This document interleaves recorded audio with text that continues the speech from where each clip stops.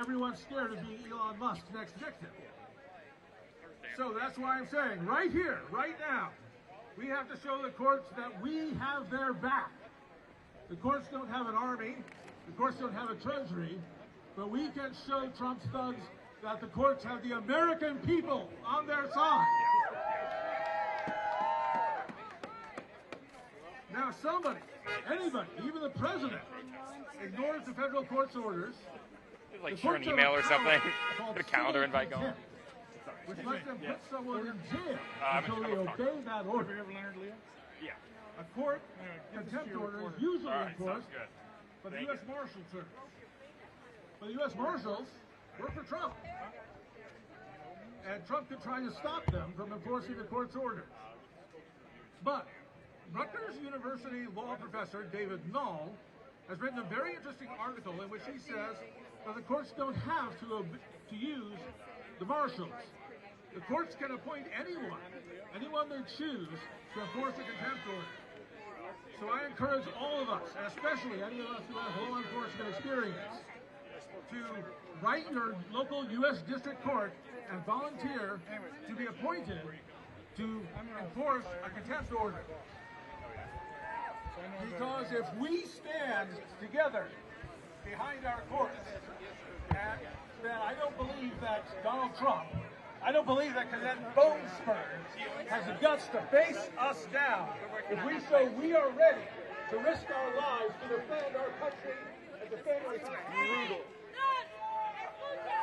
Estamos en la lucha. ¿Cómo está? ¿Cómo está? ¡Ey! ¡Don! ¡Escucha! ¡Estamos en la lucha! ¡Ey! ¡Escucha! ¡Estamos en la lucha! ¡Ey! ¡Don! ¡Escucha! ¡Estamos en la lucha!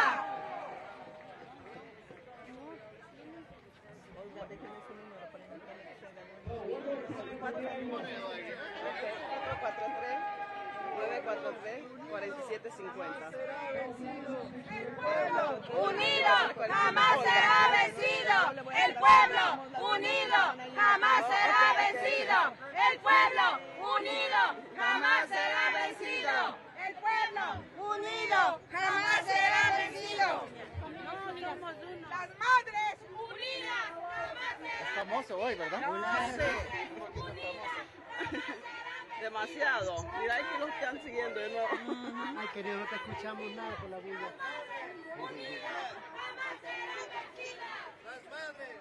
No, está atrás. Está atrás. Las madres unidas. Ay, donde traes las bolsas tú, en la cajuela, pues.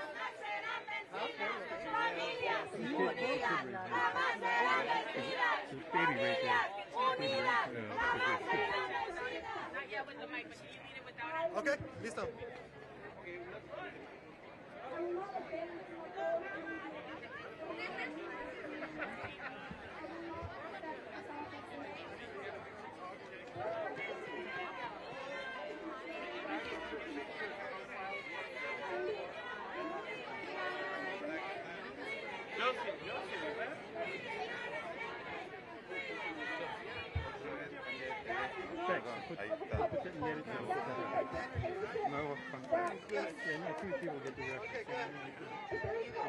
Technically, you're right.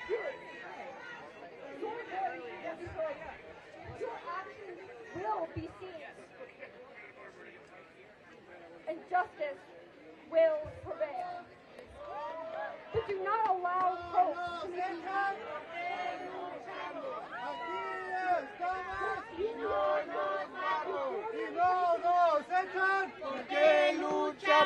Aquí estamos y no nos vamos. Y no nos echan porque luchamos. El pueblo unido jamás será vencido. El pueblo unido jamás será vencido. El pueblo unido jamás será vencido. The people united will never be defeated. The people united will never be defeated.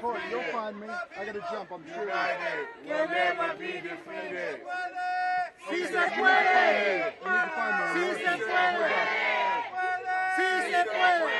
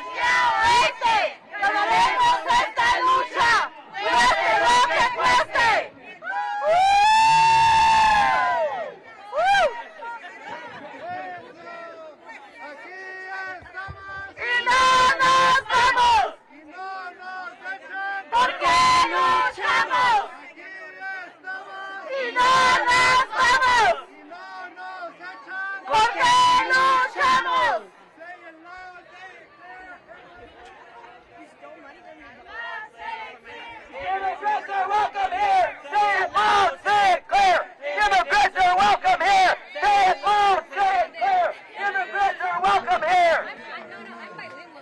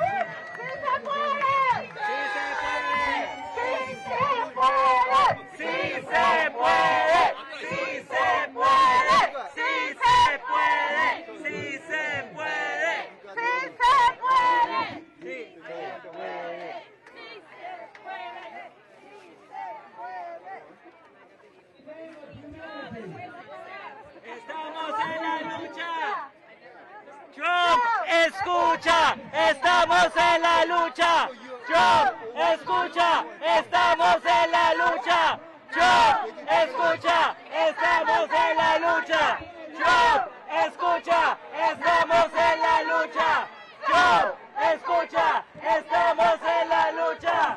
Trump, escucha, estamos en la lucha. El pueblo unido jamás será vencido. El pueblo unido jamás será vencido. El pueblo unido jamás será vencido. ¡Sí se puede! When I say up with liberation, up with liberation, Down with deportation! up with liberation, Down with deportation! up with liberation, Down with deportation! up with liberation, Down with deportation!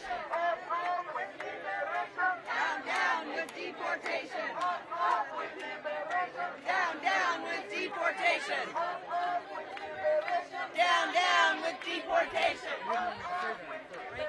Down with deportation! Down with deportation! up with liberation, Down with deportation! up with liberation, Down with deportation! up with liberation, Down with deportation! up with liberation, Down with deportation! up with liberation, Down with deportation!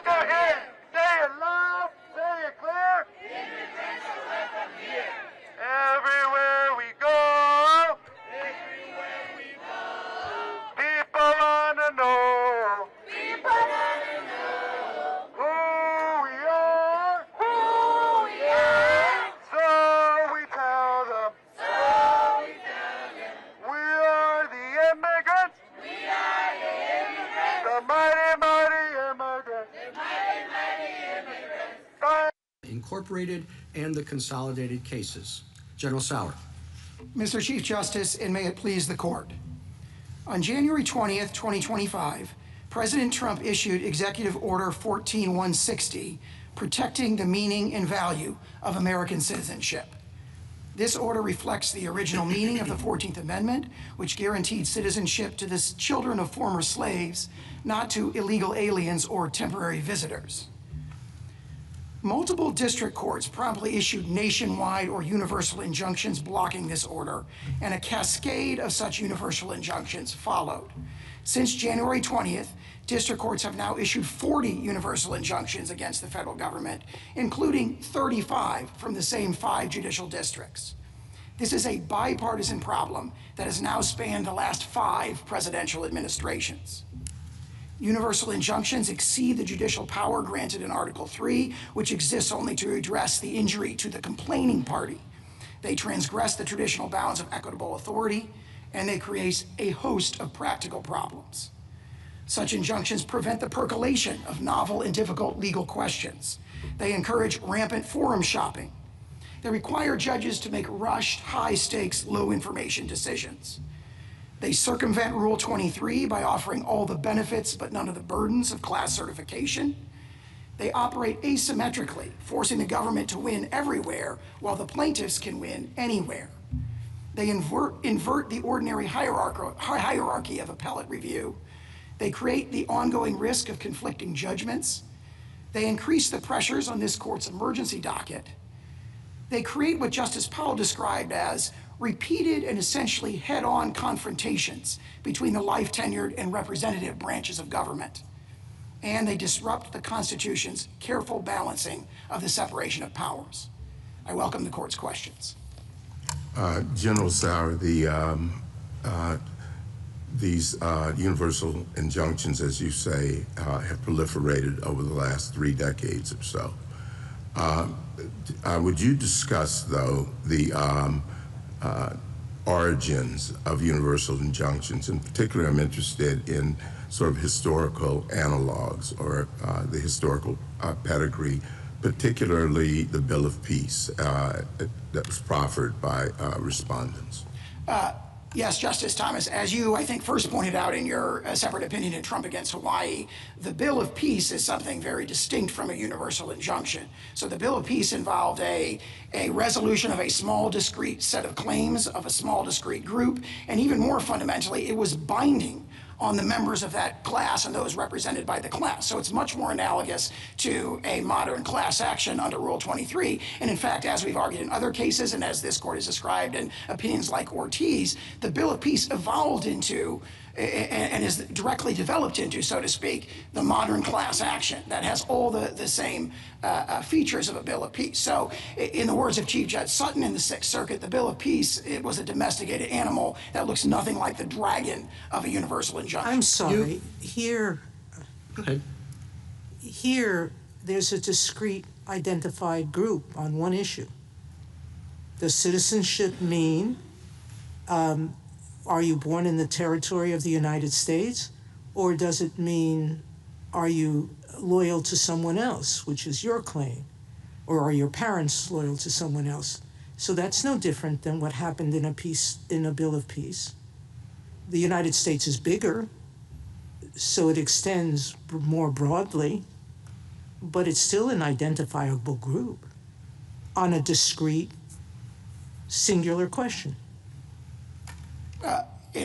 Your Honor, I'd say 3 things in response to that. First of all, our primary contention is that the citizenship clause related to the children of former slaves, not to illegal aliens who weren't even present as a discrete class at that time. But more fundamentally here, as to the issue of the Bill of Peace, there are critical differences. The Bill of Peace was a binding judgment that would bind absent class members. Here we have the asymmetry. Well, here, class actions don't bind anyone who opts out, so class actions are not like bills of peace. I would think that a Rule 23b2 class action, which would be the relevant analog here, would be one that would be binding on absent class members and would not have the same notice and opt-out procedures. And more fundamentally, that sort of argument that there's a commonality here among, all the people who purport to be affected by this is the sort of argument that's made in class certification. So can I ask you a question? Your theory here is arguing that Article 3 and principles of equity both prohibit federal courts from issuing universal injunctions. Do I have your argument correct? We argue both of those. And You argue both of bases, those? Yeah. If that's true, that means even the Supreme Court doesn't have that power. The Supreme Court would have the authority to issue binding precedent nationwide, but as this we court, couldn't enforce it against universally, is your argument. if there was a decision that violated the precedent of the court, then the affected plaintiffs could get a separate judgment. And So that is what means this court- you're talking about the hundreds and thousands of people who weren't part of the judgment of the court.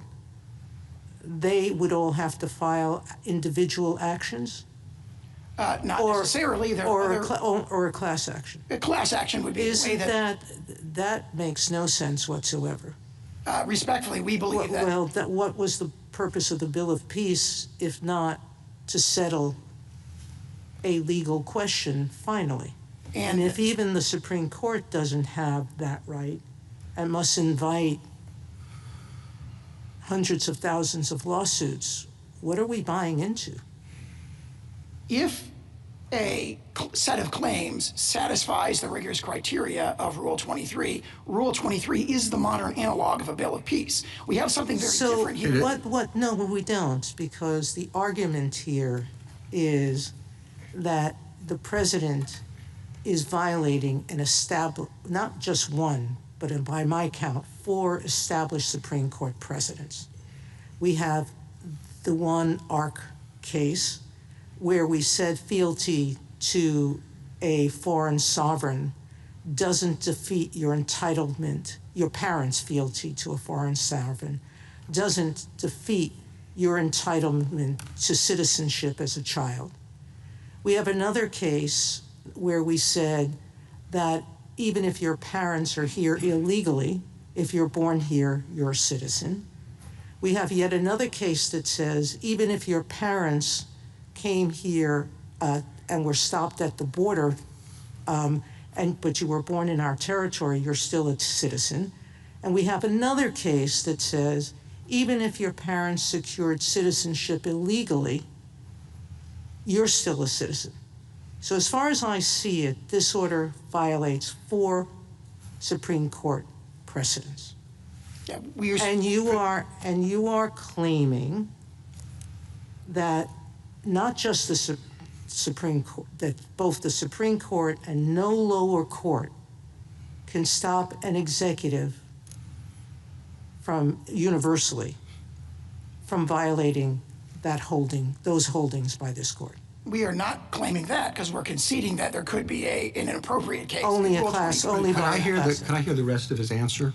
A Rule 23 class action. And then the more fundamental point as to all those Supreme Court decisions you referred to. So what do we do temporarily?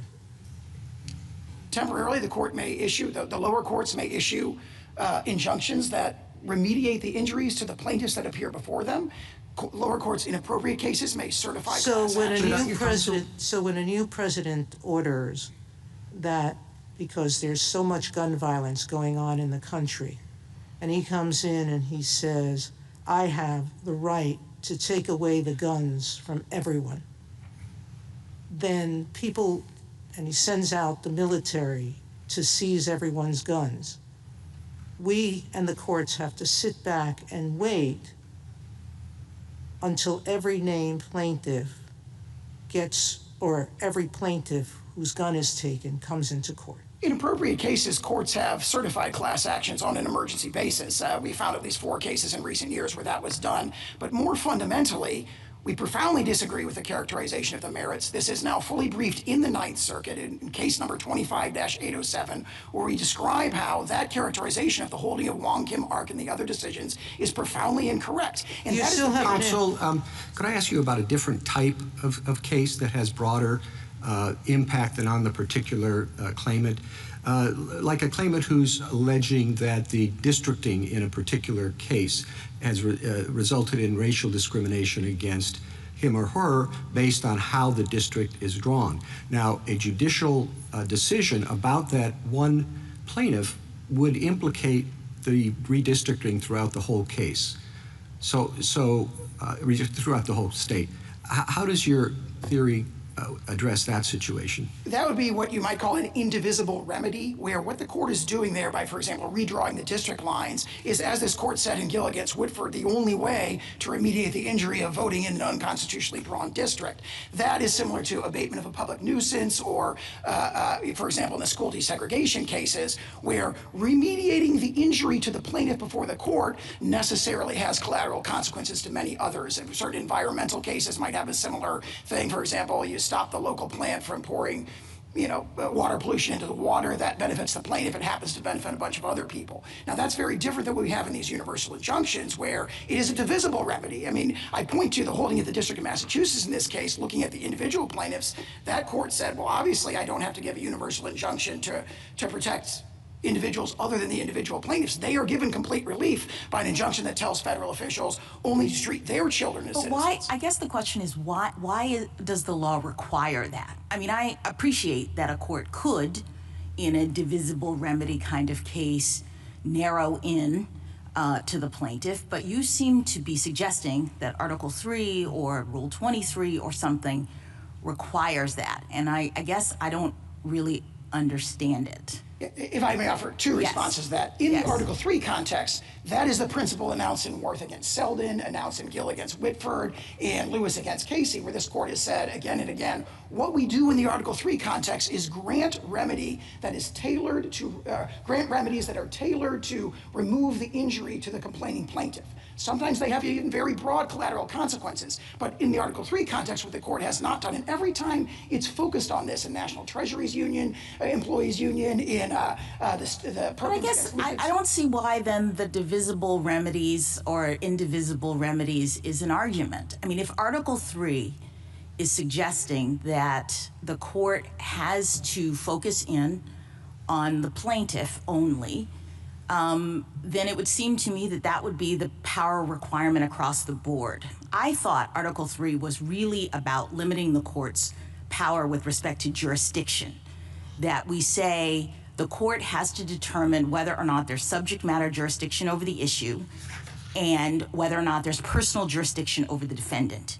And once you have those things, the court can evaluate the merits of the legal issue and issue, especially in equity, appropriate relief. Now, I appreciate that there are some prudential concerns that the court considers, but it seems to me that in many, many, many circumstances, we have not required the court to limit their relief to the particular plaintiff as a matter of constitutional Article 3 requirement.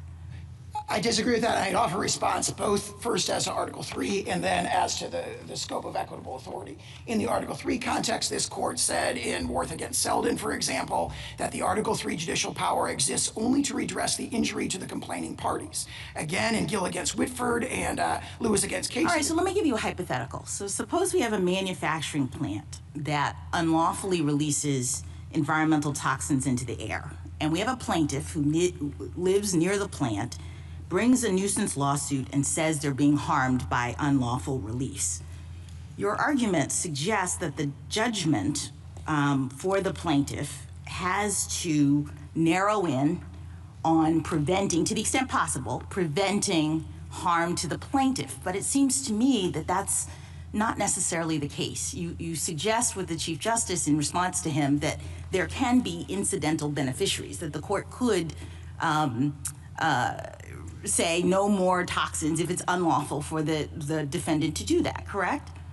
Yes, we do. So why, if your Article 3 principle is correct? Because again, the Article 3 principle is remedying the injury to the plaintiff, or set of plaintiffs, could be many, who are before the court. Right. That has collateral consequences, that could help. Let me ask you on that point, would one distinction be who's bound by the judgment? Like, I'm wondering whether if the plaintiff needs, you can only, I think Judge Strauss said in the Eighth Circuit when addressing this issue, you can't peel off part of a nuisance, so the whole thing has to be shut down. Could a neighbor sue affirmatively to hold the nuisance maker in contempt if he started to begin again the nuisance? That's a great point. It would not be bounding on those collaterally benefited parties, so to speak. I don't want to call them parties because they're not parties before the court. And that, of course, highlights one of the deep problems with the universal. But why could isn't you that do the that? answer, though? Could you do that now for the universal injunction? Could a plaintiff, for example, who has the protection of the universal injunction but was not named in the suit, bring a contempt action of the sort I just described? They could not do that, but what they could do is run to any of 93 other judicial districts and bring their own lawsuit if they. No. Under the injunction as it stands, under the injunctions as they stand, could a non-named plaintiff who has the benefit of the universal injunction that's currently in place, could that plaintiff bring a contempt proceeding? We would. Or I guess I shouldn't call them a plaintiff. Could that non-party? We would dispute that they would have the standing to do that because it goes to the heart of. Well, no. Let's see. Maybe I'm not being clear. Assume the universal injunction is good. Like, drop your argument right now. Oh, I see. Yeah. As they currently stand, could someone who is not named in the suit but a beneficiary bring a contempt proceeding? I think that is what the respondents would certainly contend. See that the plaintiffs could bring a Rule 23, like the individual plaintiffs? We would dispute. I mean, we'd have to address the Rule 23 issues, kind of all the criteria as they came up. But they could seek it. Okay, and then last and question. They have done that in Western District of Washington. It's just never been briefed because they blasted past just last question on this point. The states have a different kind of claim for financial harm, and they've pointed out that it would be very difficult to remedy that without some sort of broader relief. I know you contest their standing. I want you to assume that I think they have standing. Why wouldn't they be entitled to an injunction of the scope of the one that has currently been entered? I would say two reasons. First of all, it's not necessary to provide complete relief to the plaintiffs. What we offered, for example, in the District of Massachusetts in the First Circuit was an injunction that would enjoin the federal officials and order them to treat the people who would otherwise be covered by the executive order as eligible for the services that result in the pocketbook injuries to the states. And there's really no response to that. That is obviously would fully remediate their injuries and does not require the injunction to be applied in all other 50 states. One state comes in and says, well, people are going to move across state lines. Therefore, we've got 21 states in this case who don't want this relief. Sorry, you've got to impose it on everybody because it has to be offered to this one particular state.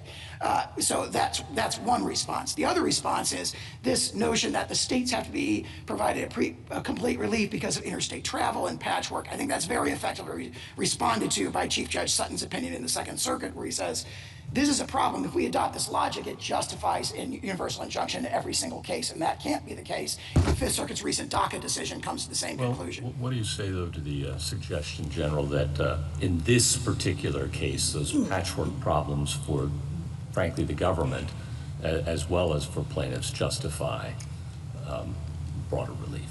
As to the government, again, Chief Judge Sutton addressed that directly as well when he said that's the federal government's problem. In other words, the federal government, for example, in the First Circuit, we offered that as a narrower scope of injunction, and the decision was, well, that would cause you too many administrative problems. And I think Chief Judge Sutton directly addresses that when he says that's a problem for the executive branch in the first instance. All right. Yeah. And then with respect to class certification, your friends on the other side point out that that takes time. And there are, as you've emphasized, hurdles that have to be met to achieve class certification. And the argument, of course, is that the injury is immediate and ongoing, and as Justice Sotomayor suggested, might be seriously questioned as to its compliance with this court's precedents. Your thoughts? I would offer a couple of things in response to that. First of all, there are tools for the courts have tools to achieve sort of class-wide universal relief. I referred earlier there, we found 4 recent district court decisions where class-wide relief was given a kind of an emergency basis. However, more fundamentally than that. And you agree that that's appropriate in certain cases? It may be appropriate. We do not concede that it's appropriate in this case, but it may be appropriate in other cases. Certainly it's an equitable tool that is consistent with, for example, the grant of equitable authority in the 1789 Judiciary Act as this court interpreted in the Grupo Mexicano decision, and honestly a line of decisions going all the way back to the early 19th century. So there are tools to address emergency situations, but more fundamentally than that, it is a feature, not a bug, of Article 3 that courts grant relief to the people who sue in front of them. So the notion that relief has to be given to the whole world because others who have not taken the time to sue are not before the courts is something that results in all of these problems. Last question. Do we need to reach the Article 3 question I mean, wouldn't it be wise, even if you were to prevail, for the court to reserve that question rather than decide that Congress, for example, could never endow this court with that authority? That's exactly correct. The court does not have to rest on Article 3 because the court could say, and as we've argued, and as Justice Thomas' separate opinion in Trump against Hawaii says, the 1789 Judiciary Act, when it said suits in equity or what the federal courts can do, we had nothing like this in mind. And then I point to the language in Grupo Mexicano where the court said there what was at issue was a preliminary injunction that froze and likely insolvent debtors' assets so that the plaintiff could collect at the end of the case. And the court said that's a nuclear weapon in the law, and we're not that had no analog in 1789 in the practices of the Court of Chancery. And if that's a nuclear weapon, I don't know what this is, where repeatedly, 40 times in this administration, we're being enjoined against the entire world. I'm just going to ask you to put yourself in a different frame of mind. Hard to do. Assume something you won't want to assume. But the assumption that I want you to make is that on the merits, which of course you did not take to this court, on the merits, you are wrong, that the EO is unlawful. And I want to ask you, if we assume that, how do we get to that result on your view of the rules? It is very difficult for me to attempt the hypothetical, but I will. You know, I think that that's the important question in this case. Let's just assume you're dead wrong. How do we get to that result? Does every single person that is affected by this EO have to bring their own suit? Are there alternatives? How long does it take? How do we get to the result that there is a single rule of citizenship that is the rule that we've historically applied rather than the rule that the EO would have us do? Rule 23 would be one natural path, assuming that a class could be certified, which we might dispute in this particular case. Well, you might dispute it, and you know, I mean, I think the question is there a class that's just all children of people who have entered illegally? You know, is that an appropriate class? Can the same thing be done under Rule 23? Or are you going to tell me that, no, Rule 23 has lots of requirements and you'll never be able to certify a class like that?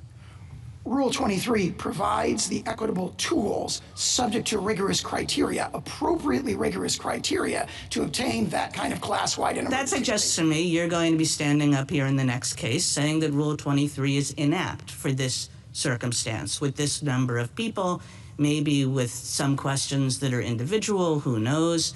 So let's put Rule 23 aside, because I got to tell you, that does not fill me with great confidence. How else are we going to get to the right result here, which is on my assumption that the EO is illegal? That would be a profoundly wrong result, but I think what I would offer is that, very similar to Labrador against Poe, what the court should be engaging here is a balancing of the equitable factors as to the scope of remedial relief, not as to the underlying merits. And our contention that this exceeds the traditional scope of equity that's reflected in the 1789 Judiciary Act, we're overwhelmingly likely to succeed on those merits for all the reasons that are stated in our briefs. I mean, that's a lot of words, and I don't have an answer for if one thinks. And, you know, look, there are all kinds of abuses of nationwide injunctions. But I think that the question that this case presents is that if one thinks that it's quite clear that the EO is illegal, how does one get to that result, in what time frame, on your set of rules, without the possibility of a nationwide injunction? On this case and on many similar cases, the appropriate way to do it is for there to be multiple lower courts considering it, the appropriate percolation that goes to the lower courts, and then ultimately this court decides the merits in a nationwide binding precedent. You have a complete inversion of that through the nationwide injunctions where the district. So, General Sauer, are you really going to answer Justice Kagan by saying there's no way to do this expeditiously? Well, I'll refer to my former answers. Rule 23 provides the tools to do so, multiple injunctions. But you resisted Justice Kagan when she said, could the individual plaintiffs form a class? That has never been briefed in the court below. I do not concede that we wouldn't oppose class certification in this particular case. There may be arguments that this case is or is not appropriate for class certification. And if there were a class appropriate for class certification, you concede that that could resolve the question quickly? Yes, absolutely. You concede it could resolve the question quickly through precedent? Yes, absolutely. It could do so. I mean, we obviously dispute the... So just on that point... And if the court... Sorry to interrupt. Go ahead, please. All right, I got a quick one. Well, I'm just going to say just on that point. So, you know, let's say that we're an individual person even. Let's say it wasn't a class. And goes up and gets a ruling from the Second Circuit that the EO is illegal. Does the government commit to not applying its EO in the entire Second Circuit? Or does it say, no, we can continue to apply the rule as to everybody else in the Second Circuit? I can't say as to this individual case. Generally, our practice is to respect circuit precedent within the circuit, but there are exceptions. Yes, that is generally your practice, and I'm asking whether it would be your practice in this case. I can't answer because it would depend on what the lower court decision said. So there are circumstances, as I was suggesting, where we think that we want to continue to litigate that in other district courts in the same circuit as well. Yeah, so that means it's not even the normal time it takes for everything to get up, you know, through the circuit courts and to the Supreme Court. Because even in those circuits that say that the EO is illegal, you're going to be saying, no, you know, we only commit to saying it's illegal to this one guy who brought the suit. Article 3 and the court's traditional equitable practices provide a range of tools to address that, including a potentially nationwide class action. A nationwide class action, which you say you're going to oppose when that gets challenged. We are likely to oppose when that gets proposed. Yes, and if it does not meet the rigorous criteria of class certification, the court should not enter that injunctive relief. That's do you think, like, how about you're not willing to commit to abiding by the Second Circuit's precedent in my... Suppose that there's a single person who brings a suit, and it gets all the way up to us after 3 or 4 or 5 years. And we say, you know, we really do agree with those 4 precedents that Justice Sotomayor started with, and your EO is illegal. Is that only going to bind the one guy who brought the suit? No, that would be a nationwide precedent that the government would respect. So finally, once it gets to us after 4 years, you're going to respect that? Yes, and in addition, we may well respect circuit-wide precedent. The Second Circuit, it just is... And for 4 years... there are going to be like an untold number of people who, according to all the law that this court has ever made, ought to be citizens who are not being treated as such. And in the meantime, any of those plaintiffs could have come forward and sought, you know, preliminary injunctive relief, and they could do so on a class-wide basis. There are tools to address this, but the universal injunction, which is issued here 3 days after the executive order was issued, is not one of those tools. Thank you, counsel. 3 years, 4 years, we've been able to move much more expeditiously. I think we did the TikTok case in a month. Presuming, I gather an important part of your answer is that people can litigate differently, and one will go to Massachusetts, the other one will go to Houston, and you'll get conflicting decisions fairly quickly. And is there any reason why this court, and I gather that's your safety net, is that at the end of the day, however long the day is, this court can issue a decision and it will bind everything else. Is there any reason in this particular litigation that we would be unable to act expeditiously? Absolutely not, Mr. Chief Justice. Okay, thank you. Justice Thomas? General, when were the first universal injunctions used? We believe that the best reading of that is what you said in Trump against Hawaii, which is that Wirtz in 1963 was really the first universal injunction. There's a dispute about Perkins against Lucan's Oil going back to 1940.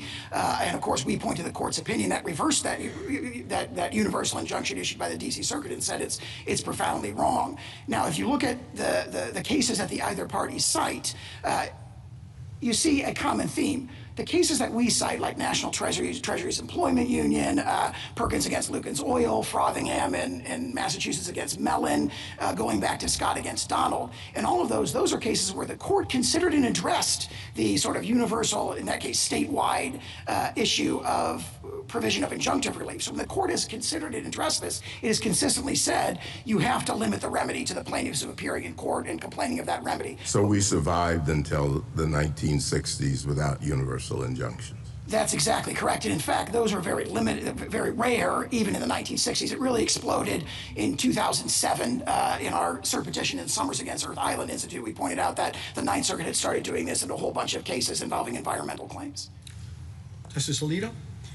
You began by outlining what you see as the practical problems that have been created by universal injunctions. If we were to hold that the states have standing, and if it is possible for a plaintiff to get emergency certification of a class, suppose we agreed with you on universal injunctions, but allowed those other two, would the practical problem be rectified to any substantial degree? Certainly, if there were an injunction that extended to, all of the litigating states, that would cover a very substantial portion of the country, and also an emergency sort of class certification decision might also grant very broad relief. So the answer is that the practical problem would not be solved. And if that's the case, what is the point of this argument about universal injunctions? I think the point is that universal injunctions exceed traditional principles of Article 3, and they exceed the traditional equitable authority, and that's what yields all these sort of pathologies, so to speak, of the current practice of issuing them very, very easily. Thank you. Justice Sotomayor? You answered Justice Gorsuch, I think correctly, that if Article 3 precludes universal injunctions, then even class actions are illegal. That's what you're arguing, isn't it? I disagree with that profoundly. How could it, if Article 3 and only prohibits injunctions that affect non-members or non-plaintiffs, how could Congress give a remedy like a class action? In an article, or in a Rule 23 class, every represented member of the class has standing by hypothesis. So every single one of them has an Article 3 injury, and Rule 23 again. So that would be the only method. It would be very similar to the Bill of Peace, where all those parties, either present in a representative capacity, are bound. We can act quickly. If we are worried about those thousands of children who are going to be born without citizenship papers that could render them stateless in some places because some of their parents' homes don't recognize children of their nationals unless those children are born in their countries. They're not going to be receiving federal benefits because that's the claim of the plaintiffs here, that of the state plaintiffs, that they're not going to be able to provide services to those children. Shouldn't we grant cert before judgment on that issue? If we're afraid that this is, or even have a thought that this is unlawful executive action, that it is Congress who decides citizenship, not the executive, if we believe, some of us were to believe that, why should we permit those countless others to be subject to what we think is an unlawful executive action? As unlawful as an executive taking the guns away from every citizen. Cert before judgment would be another tool, but through which this court could act expeditiously. Is this the kind of case where the equities would call for that? And why wouldn't it? It's a pure legal question. What does the Constitution mean with respect to citizenship? There are no individual facts that would alter our conclusion. If we can't do it by a universal injunction, because you say Article 3 doesn't permit that, Article 3 wouldn't permit us to give a universal injunction, even if we rule. Why don't we grant cert before judgment, so that all of these parents would have a firm Supreme Court decision that they can take where? Because you're saying nobody can grant a universal injunction. No party has asked for that in this case, and I think one reason is that would deny the court of the benefit of percolation in multiple lower courts of a novel and sensitive and important constitutional question. We have novel courts who've percolated this issue and said, you're violating precedent. Not only precedent, but the plain meaning of the 14th of the Constitution. Respectfully, I think what we have are lower courts making snap judgments on the merits that ignore the fundamental principle of the 14th Amendment, that it was about giving citizenship to the children of slaves, not to the children of illegal immigrants who really were not even a very discreet class at that time. And that's the sort of argument that deserves there were some people in percolation. Congress who argued against the 13th Amendment just because of that. Some people who argued against passing the amendment just because of that, because it would give citizenship to gypsies. I think the relevant history of the 14th Amendment is the statements of Senator Trumbull, who emphasized that domicile was the key criterion. He said that in a letter to Andrew Jackson, and we've cited in our Ninth Circuit briefing a host of decisions that back that up. It got rejected repeatedly. We can go into the history of citizenship, but I still go back to my question. You claim that there is absolutely no constitutional way to stop, put this aside, to stop a president from an unconstitutional act, a clearly, indisputably unconstitutional act, taking every gun from every citizen. We couldn't stop that. I disagree with that for the reasons I've said, including the equitable tools. No, because you said to us we'd have to wait until there was a final judgment. You're not sure you would respect the judgment of every circuit. You're not sure that you would respect even a final judgment of the Supreme Court, because it only binds the parties before it. And if there's no class action, that only binds the parties before the court. I don't think there's a, so to speak, really, really unconstitutional exception to the strictures of Article 3 or the scope of equitable authority, and the court should not recognize one, because what we see, not just in this case, but in the 39 others, is that the district courts who are issuing these injunctions all passionately disagree with the thing that's being challenged in that. So that principle that, well, this we think is really unconstitutional, therefore we should ignore the general principles of Article 3 is not a principle the court ought to adopt. Justice Kagan?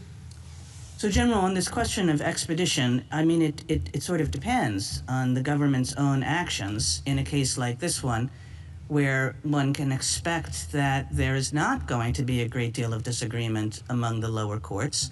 I mean, let's assume that you lose in the lower courts pretty uniformly, as you have been losing on this issue, and that you never take this question to us. I mean, I noticed that you didn't take the substantive question to us. You only took the nationwide injunction question to us. I mean, why would you take the substantive question to us?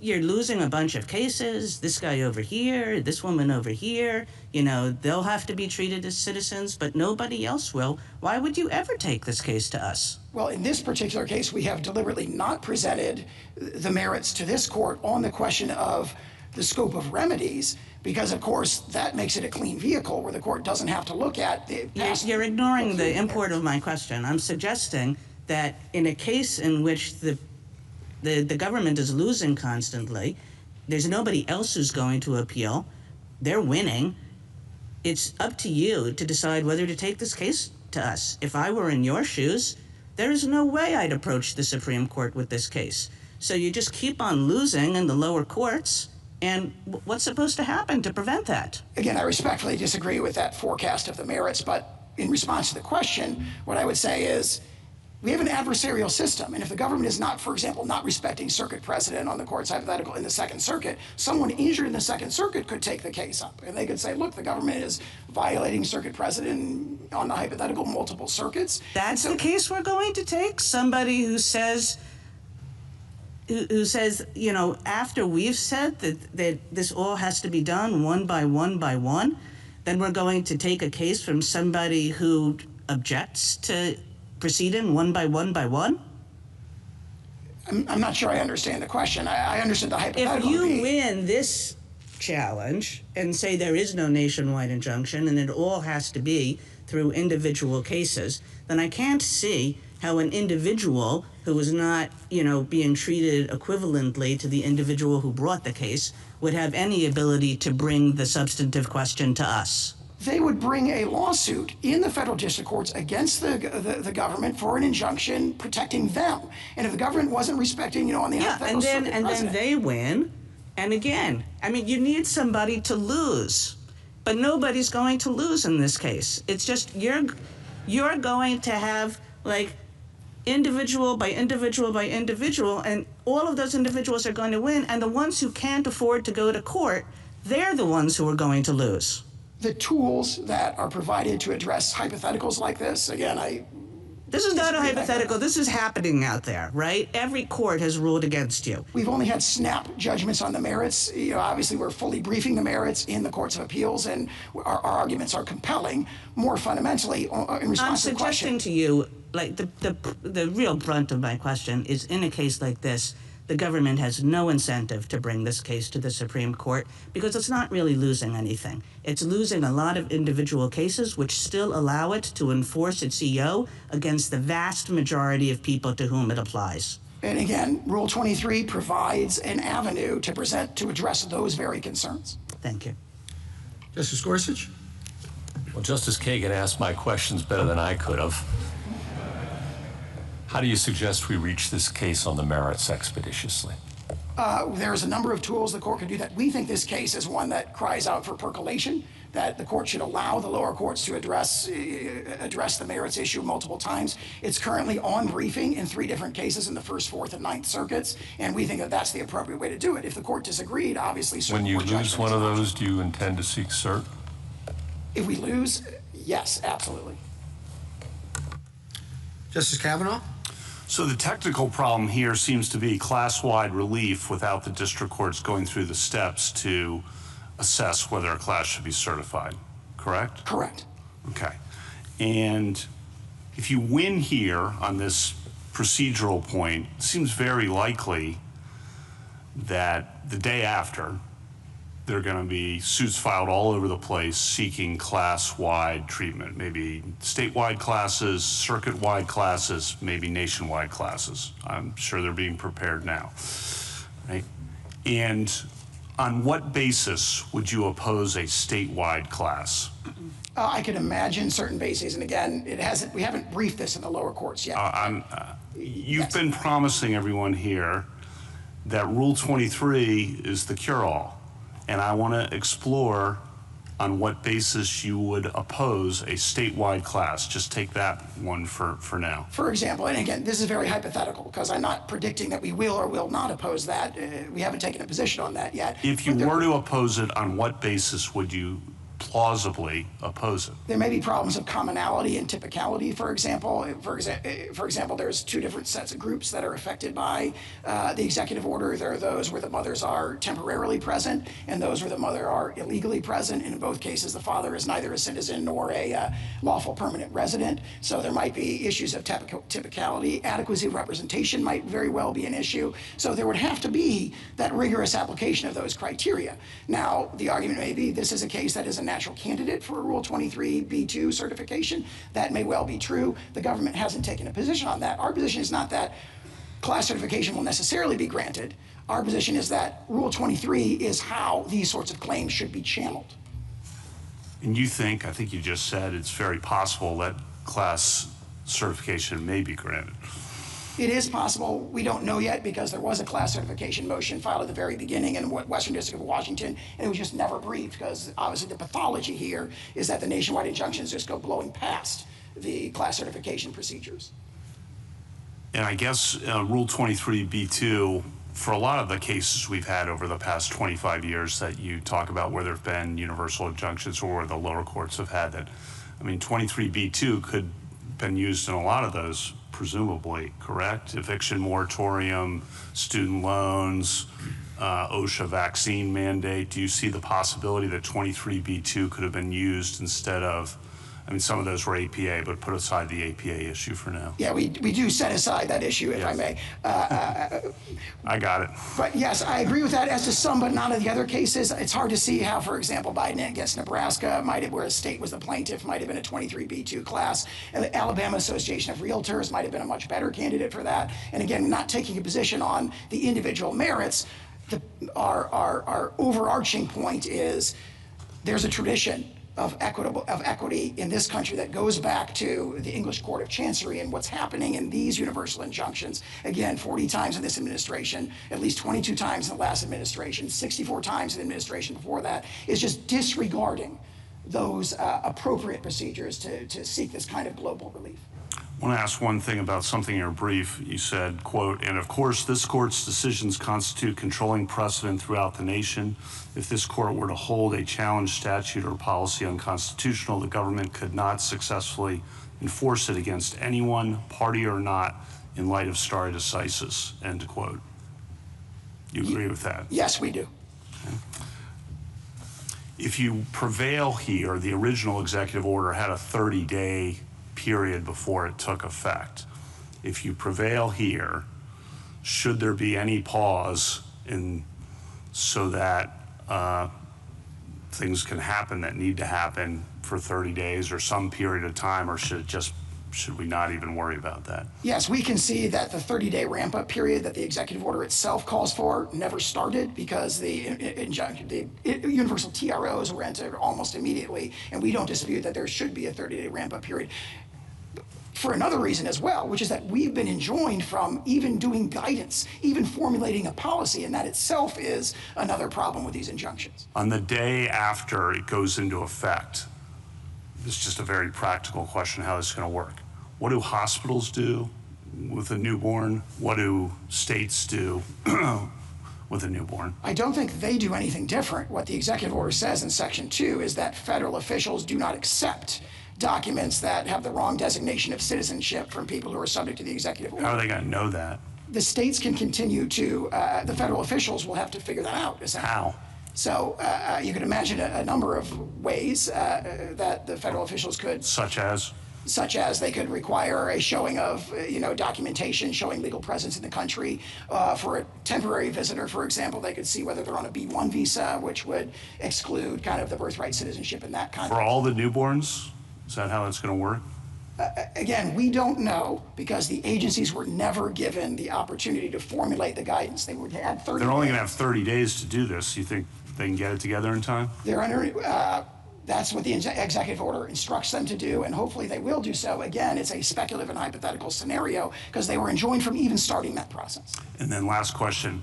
You mentioned before this has come up in the last 4 or 5 administrations primarily. I guess I've thought about that a lot too. Why? It seems why might be it's harder to get legislation through Congress, particularly with the filibuster rule. Presidents want to get things done with good intentions. The executive branches that work for those presidents push hard to, when they can't get new authority, to stretch or use existing authority. And they've been pushing. Understandably, all with good intentions, all the presidents, both parties, right, with good intentions, pushing. Is that your understanding of why this has happened more, that there's less ability to get legislation? Because I'm trying to figure out the why to your opening about the last 4 or 5 administrations. I agree with it. I think that might be the why, but I'm curious what you think. I'm speculating about the motivations of the individual district judges who grant these, but one explanation might be this is an extraordinary power. It's a very strong power for the reasons the questions have reflected. Well, let me just pause you right there. The underlying point is that these district judges are not just doing universal injunctions, they're finding these actions illegal because they're exceeding existing authority, and oftentimes we are too. When it gets to us, finding the actions of presidents of both parties unlawful because they exceed existing authority. So is that coming up more often why is that coming up more often? It's hard to do an historical analysis, but I would draw an analogy to the New Deal. And Professor Bray makes this point in his article that actually there were very, very passionate challenges to sort of nationwide policies during the Roosevelt administration, and they were not addressed by issuing universal injunctions. He cites an example where in one case, a policy had been held illegal, and there were like 1,600 injunctions against that policy, all protecting the individual plaintiffs. So if you look at the history, it's not clear that what we have of disagreement, difficulty, gridlock, getting things through Congress and so forth, that's not necessarily new. What is new, and is certainly unique to the last 5 presidential administrations, is having these given on this widespread basis and this systematic basis, 40 again in the last 4 months. Thank you. Justice Barrett? General Sauer, I want to ask you about a potential tension. Well, no, not potential tension, an actual tension that I see in answers that you gave to Justice Kavanaugh and Justice Kagan. You resisted Justice Kagan when she asked you whether the government would obey within the Second Circuit a precedent. I'm distinguishing between opinions and judgments here. Did I understand you correctly to tell Justice Kagan that the government wanted to reserve its right to maybe not follow a Second Circuit precedent, say, in New York, because you might disagree with the opinion? Our general practice is to respect those precedents, but there are circumstances when it is not a categorical practice. It is, and that is not This administration's practice or the longstanding practice of the federal government? And I'm not talking about in the Fourth Circuit, are you going to respect a Second Circuit? I'm talking about within the Second Circuit. And can you say, is that this administration's practice or a longstanding one? As I understand it, longstanding Really? policy of the Department of Justice. Yes, that we generally, as it was phrased to me, generally respect circuit precedent, but not necessarily in every case. And some examples might be a situation where we're litigating to try and get that circuit precedent overruled and so forth. Well, okay, so I'm not talking about a situation in which, you know, the Second Circuit has a case from 1955 and you think it's time for it to be challenged. That's not what I'm talking about. I'm talking about in this kind of situation. I'm talking about this week, the Second Circuit holds that the executive order is unconstitutional, and then what do you do the next day or the next week? Generally, we follow those. So you're still saying generally? Yes. And you still think that it's generally the policy, long-standing policy of the federal government to take that approach? That is my understanding. Okay, so, but it sounds to me like you accept a Cooper versus Aaron kind of situation for the Supreme Court, but not for, say, the Second Circuit. Like where you would respect the opinions and the judgments of the Supreme Court, and you're saying you would respect the judgment, but not necessarily the opinion of a lower court. And again, I think in the vast majority of instances, our practice has been to respect the opinion as well, in the circuits as well, but my understanding is that has not been a categorical practice in the way respect for the precedents and the judgments of the Supreme Court has been. So you're not hedging at all with respect to the precedent of this court? That is correct. I believe the quotation from our application directly addresses that, and we stand by that completely. Okay.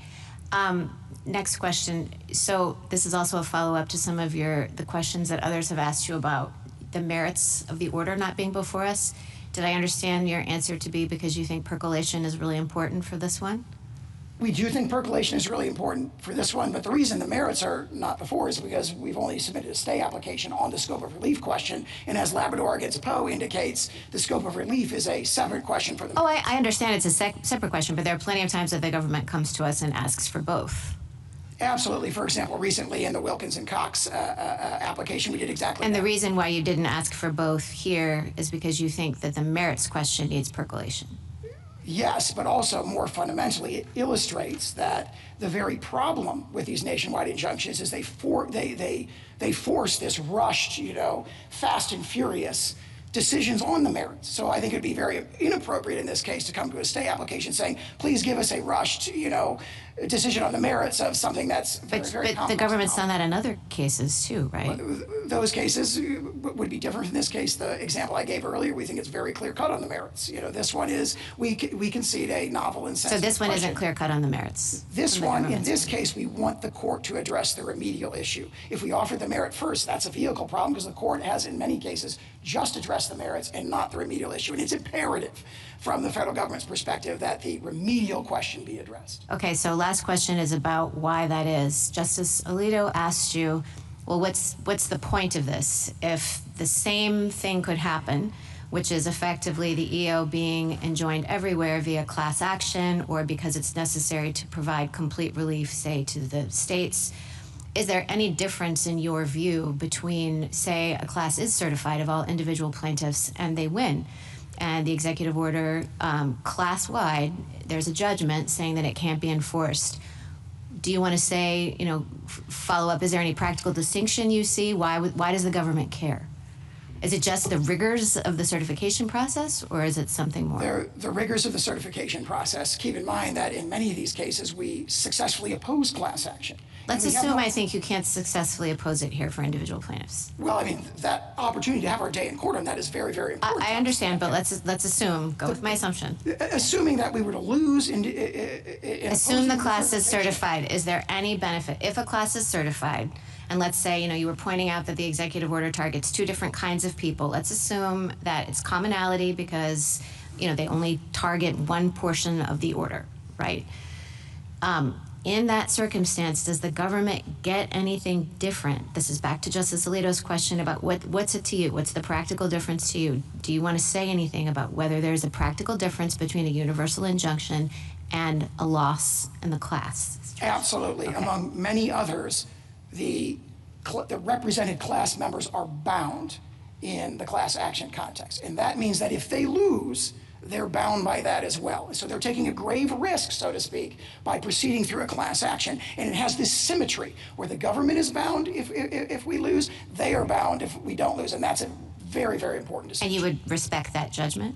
If it were a judgment, now we may try to litigate in other contexts to try and get a different judgment from a different district court, but we would be bound by that judgment, as would they, and that's the crucial point. Okay. Justice Jackson? So as far as I can tell, your bottom line seems to be that what you call universal injunctions give relief to non-parties without going through the necessary steps, which you identify in Rule 23. Do I have that right? I mean, is that sort of like boiled to bare essence what you're saying?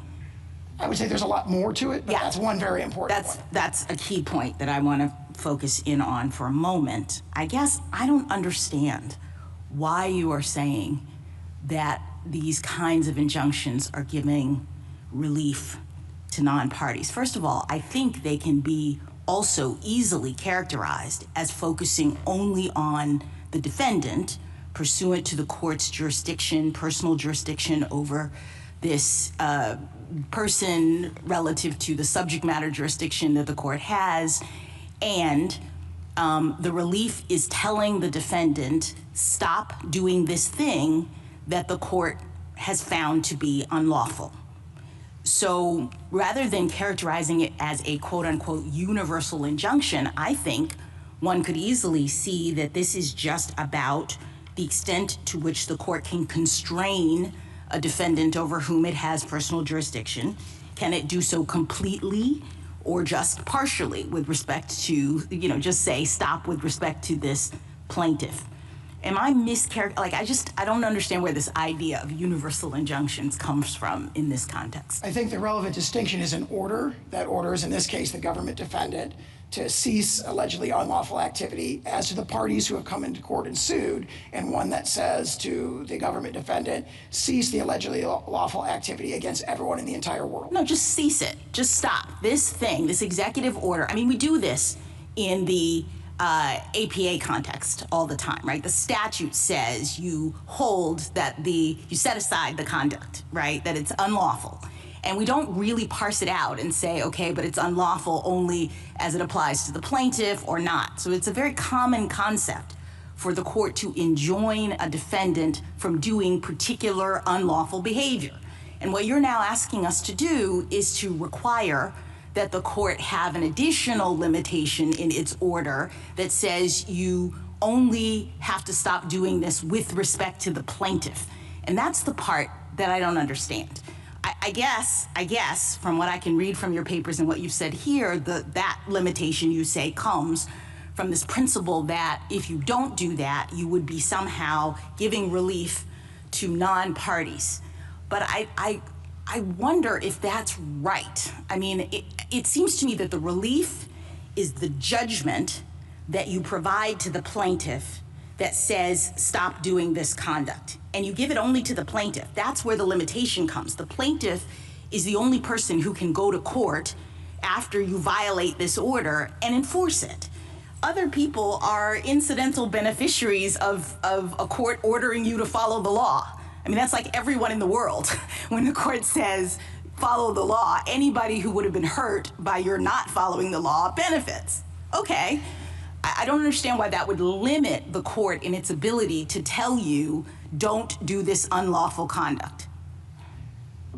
Two responses to that. Yes. There's a lot there. Two responses to that. One is that principle that your question referred to is the holding of the court in Worth against Selden, and it's reaffirmed in Gill against Whitford, in Lewis against Casey, and similar cases, that the authority of the federal court, whether it's viewed as arising under Article 3 or under its traditional scope of equitable authority, is to remediate the injuries to the complaining party. And then to address your question about... Can I just stop you there? I'm, as the court, remediating the injury by telling the defendant to stop doing this behavior. The plaintiff has brought a claim that this executive order is unlawful. I look at it, I litigate it, and I say, you're right. Stop doing it. You cannot enforce this order. So I don't understand why that's like outside the scope of Worth versus Selden.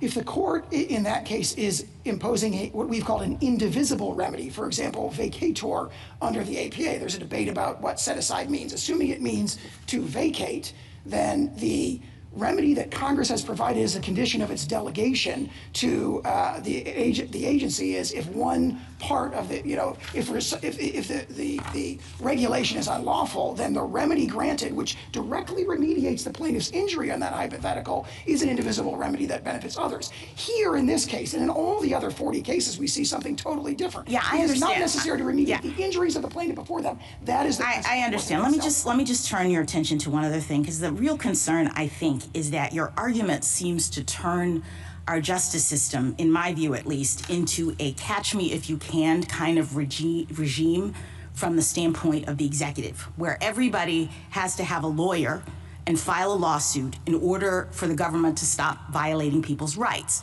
Justice Kagan says, let's assume, for the purpose of this, that you're wrong about the merits, that the government is not allowed to do this under the Constitution, and yet it seems to me that your argument says we get to keep on doing it until everyone who is potentially harmed by it figures out how to file a lawsuit, hire a lawyer, etc. And I don't understand how that is remotely consistent with the rule of law. A system, and I appreciate that you go back to English common law and the Chancery Court, but they had a different system. The fact that courts back in English Chancery couldn't enjoin the king, I think is not analogous or indicative of what courts can do in our system, where the king, quote unquote, the executive, is supposed to be bound by the law. And the court has the power to say what the law is. And so one would think that the court could say, this conduct is unlawful and you have to stop doing it.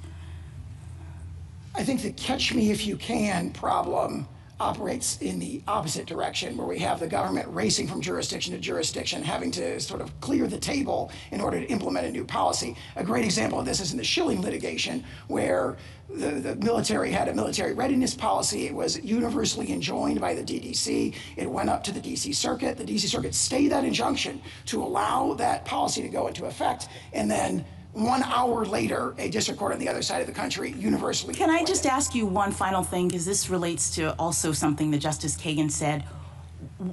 I would think we'd want the system to move as quickly as possible to reach the merits of the issue, and maybe have this court decide whether or not the government is entitled to do this under the law.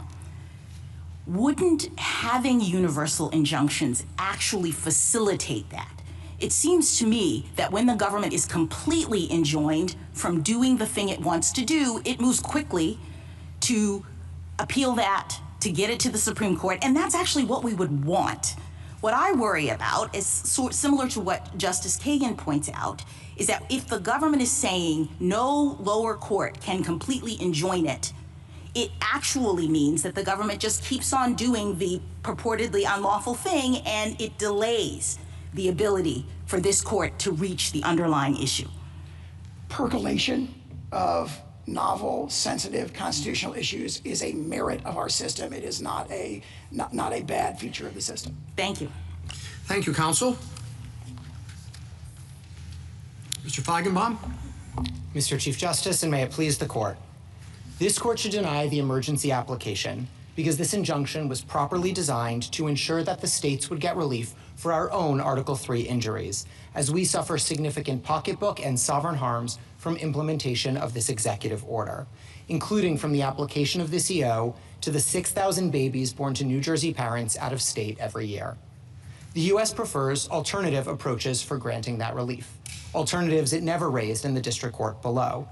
but its approach would require citizenship to vary based on the state in which you're born, or even turn on or off when someone crosses state lines, raising serious and unanswered administrability questions, not just for the federal government, but also for the states. And it would offend the text and history of the Citizenship Clause itself. Since the 14th Amendment, our country has never allowed American citizenship to vary based on the state in which someone resides, because the post-Civil War nation wrote into our Constitution that citizens of the United States and of the states would be one and the same without variation across state lines. The U.S. has claimed that Article 3 establishes a bright line rule barring such injunctions no matter the circumstance, even where the states do need it to meet their own harms, finds no support in this court's cases or in the history of equity. Its argument that a single district court cannot decide birthright citizenship or that we need more percolation on that question for the nation overlooks that this court already settled this exact constitutional question 127 years ago, and that this EO is contrary to over a century of executive practice.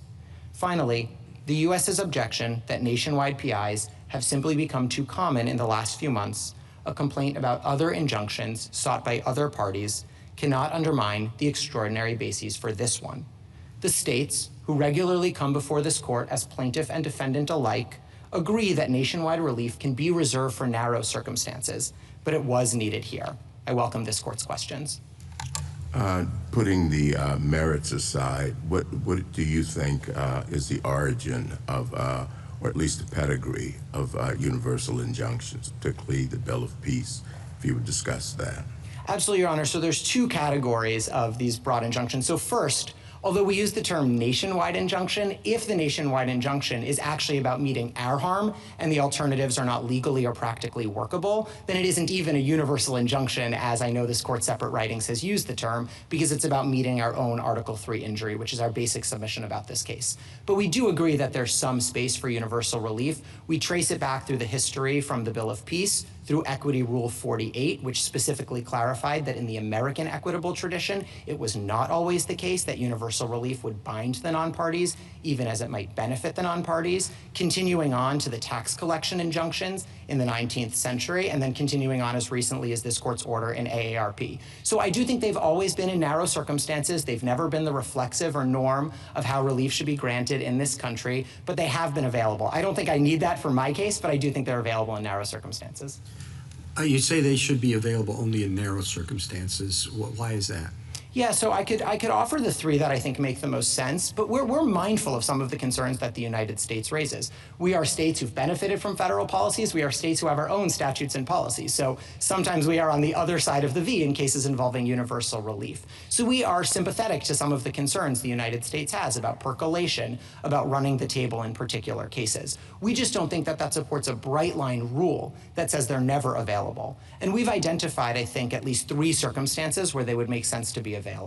The first would be in cases where the alternative ways of remedying the harm for the parties are not practically or legally workable. That's this case, and I'll return to that in a second. The second would be congressional authorization. So I took my friend on the other side to try to set aside vacatur, but I do think their Article 3 objections would raise serious questions for remedies like vacatur, for remedies like the Hobbs Act, even the Hobbs Act, which could set a nationwide PI after a multi-circuit lottery, might ultimately have problems under their view of Article 3.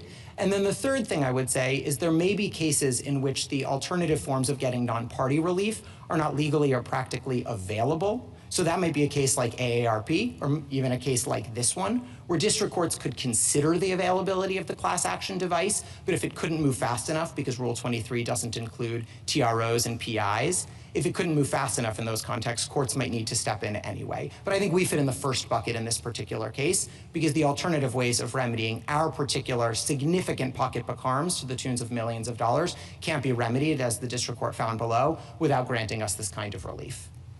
Well, I mean, you could benefit through percolation and a decision from this court with reasonable expedition. So I have no objections to reasonable expedition. We would have no objection to this court even setting supplemental briefing on the merits and hearing the merits directly. I'm happy to talk about the ways in which I think the merits do bear on this emergency application. But more fundamentally to your question, Mr. Chief Justice, I would just note that I don't think the alternatives actually fully remedy our injuries in a couple of different respects. So I heard my friend on the other side to specifically say today that maybe there can be an instruction to the federal government that at least when you're dealing with the plaintiff states, you treat these individuals kind of as though they're citizens, even if they're not really citizens. And that doesn't work, not just for the federal government. I agree, Justice Gorsuch, it may well be that the federal government can decide when to take its own medicine, but I'm talking about administrability burdens on the states, and I'm talking about administrability burdens on third parties as well. Can I ask you a question about that, counsel? Your three buckets are very thoughtful. The first one seems to me kind of consistent with traditional equity, which is if it's required, if you've got to remedy the plaintiff's harm. That's your point there, and you're saying we fall in that bucket. I get that argument. The second bucket is possibly Article 3, okay, that Congress could authorize, and maybe has authorized circumstances, but that doesn't answer the equity point. So we come to bucket 3, and I'm struggling to understand what the rule is there. You seem to suggest, well, if it's really important, and if you have to act expeditiously, then go ahead. But I think every district court who enters one of these thinks that's what they're doing. So what's the constraint there? If you share the government's concerns about the rise of these things in the last few decades, what teeth does any of that have? So I do feel like something of an amicus to this question because nothing in my injunction rises or falls on this bucket. So I'm happy to answer questions. I need all the amici I can get. Fair enough, Your Honor. So I would say two things about that. The first is it does require reading the history in a way more like I do, which does not create a single bright line rule that this is never available. Obviously, if someone reads the history as saying it's impossible. I'm spotting you that for the purposes of my question. Great. I'm not granting I thought you might not, Justice Gorsuch. But I'm spotting it to you, and I'm just saying, well, okay, what would that look like, and how would that be any different from what we have experienced over the last few decades? So this is a way in which my first bucket and my third bucket are actually going to relate for a moment, so I think this is... No, it's helpful, I promise. Don't get to squiggle out into the first bucket, okay? We're in the third bucket. I'll answer for the third bucket, which is I think it requires having district courts consider the availability of the alternative and explaining why it's not workable in the case. I think we've told them to do that, and you know, gosh, how many times do we have to tell them to do that? And I think, and in fairness to them, that's I think they have. So let's, again, would any case over the last 30 years come out differently under your view of the rule in the third bucket than has? Yeah, so there's a couple of examples where we don't think universal relief was appropriate. I'm most familiar with the state litigation, so most of my examples will probably come from there. But I heard my friend on the other side mention the DACA litigation, where Texas sought the termination of DACA, and ultimately the Fifth Circuit terminated DACA specific to Texas alone. And we thought that that decision was exactly right because of the nature of the harms in that case meant that Texas could get full relief for its harms. Well, now we're back to the first bucket. We're just satisfying I take the point. I'm so sorry. See what I'm saying? I take the point. Yeah. So I get that we're going to always revert back to the first bucket, but that means the third bucket's empty.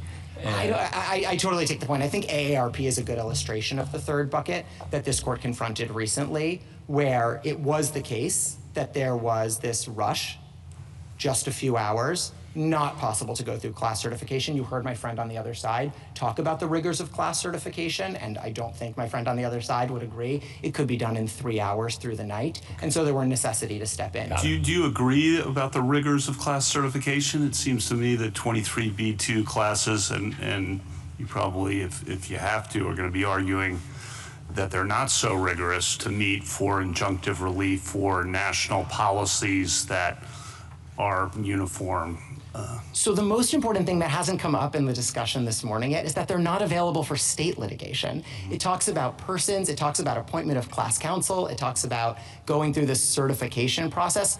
States, I mean, this court's precedents are really clear about parents patriae lawsuits. States can't represent those individuals in class actions, nor would we try to. They can't represent us, and you don't have classes of states. So the whole framework doesn't apply to state litigation. So I understood how it might come up as an alternative for some other cases you might see in the future, but for the injunction you have in front of you from the states, the whole class device doesn't even work as an alternative. So I don't see how it can be the answer for us. But why should you care if the class device doesn't work as an alternative if you have bucket one? Like, you don't really need the class device. I think what you're saying is, will it be frustrating for states not to have the class device when the individuals have it? But I don't see why that's true if giving you complete relief in bucket one solves your problems. So I should be very clear, and I'm sorry for the confusion on this. This goes back to my colleague with Justice Gorsuch. When states are seeking the relief, states are seeking it in bucket one and bucket two.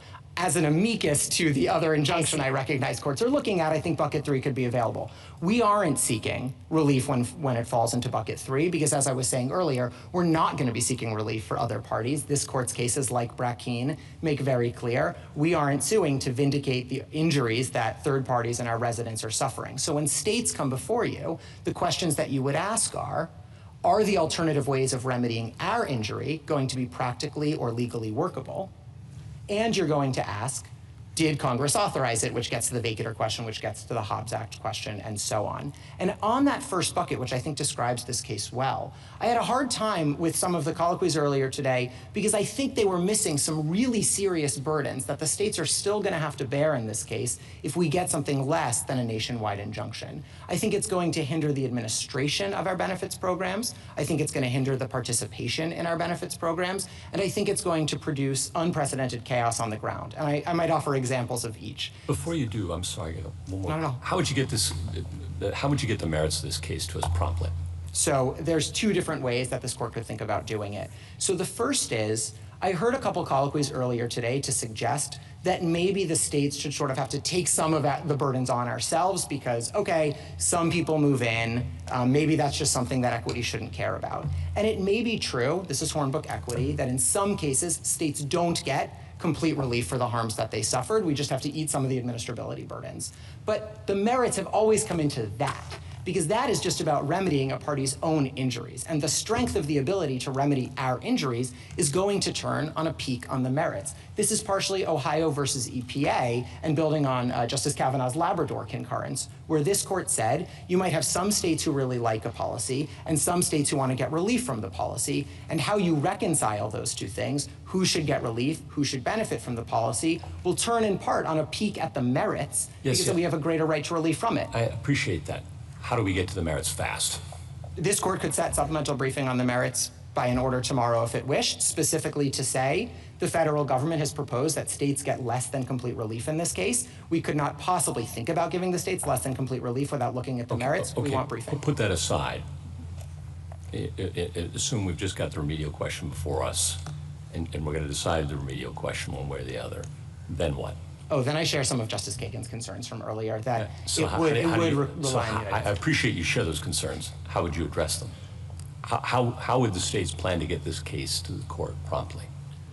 I think it's very hard to think about how the states would lose this case given the state of Supreme Court precedent. It creates very weird incentives on the certiorari docket when there's already binding precedent from this court. We do suffer harms from the application of this executive order beyond our borders that we need relief from. If we don't get a full remedy from that, I suppose we could ultimately seek cert before judgment on the basis that we still have Article 3 injuries that we're suffering, but we'd be asking this court to grant review from a circuit precedent we won on the basis that we have continued injuries. It's not impossible. This court knows best when it grants cert and when it doesn't. I would think it's not the cleanest way to tee up a case historically, and so it would raise some real concerns to the colloquies earlier today about how this case would ultimately come before this court. Are you telling us that we really can't decide the question that we asked to have briefing and argument on without taking a peek at the merits? So I'm not saying that at all. So there's two different ways to think about this case, Your Honor. One is to say, absolutely, the states need to get complete relief for their injuries, and then let's figure out the best way to do it, and we think the alternatives are not workable and not legal. If this court is going to entertain giving us anything less than full redress for all of the Article 3 injuries we bring before you, I don't see how that can be entertained without a peek at the merits. Because you always look at the merits to decide, should we get 100% or 90% of our own injuries redressed? Well, would a decision on the matter that I understood to be before us, the narrow question that I understood to be before us,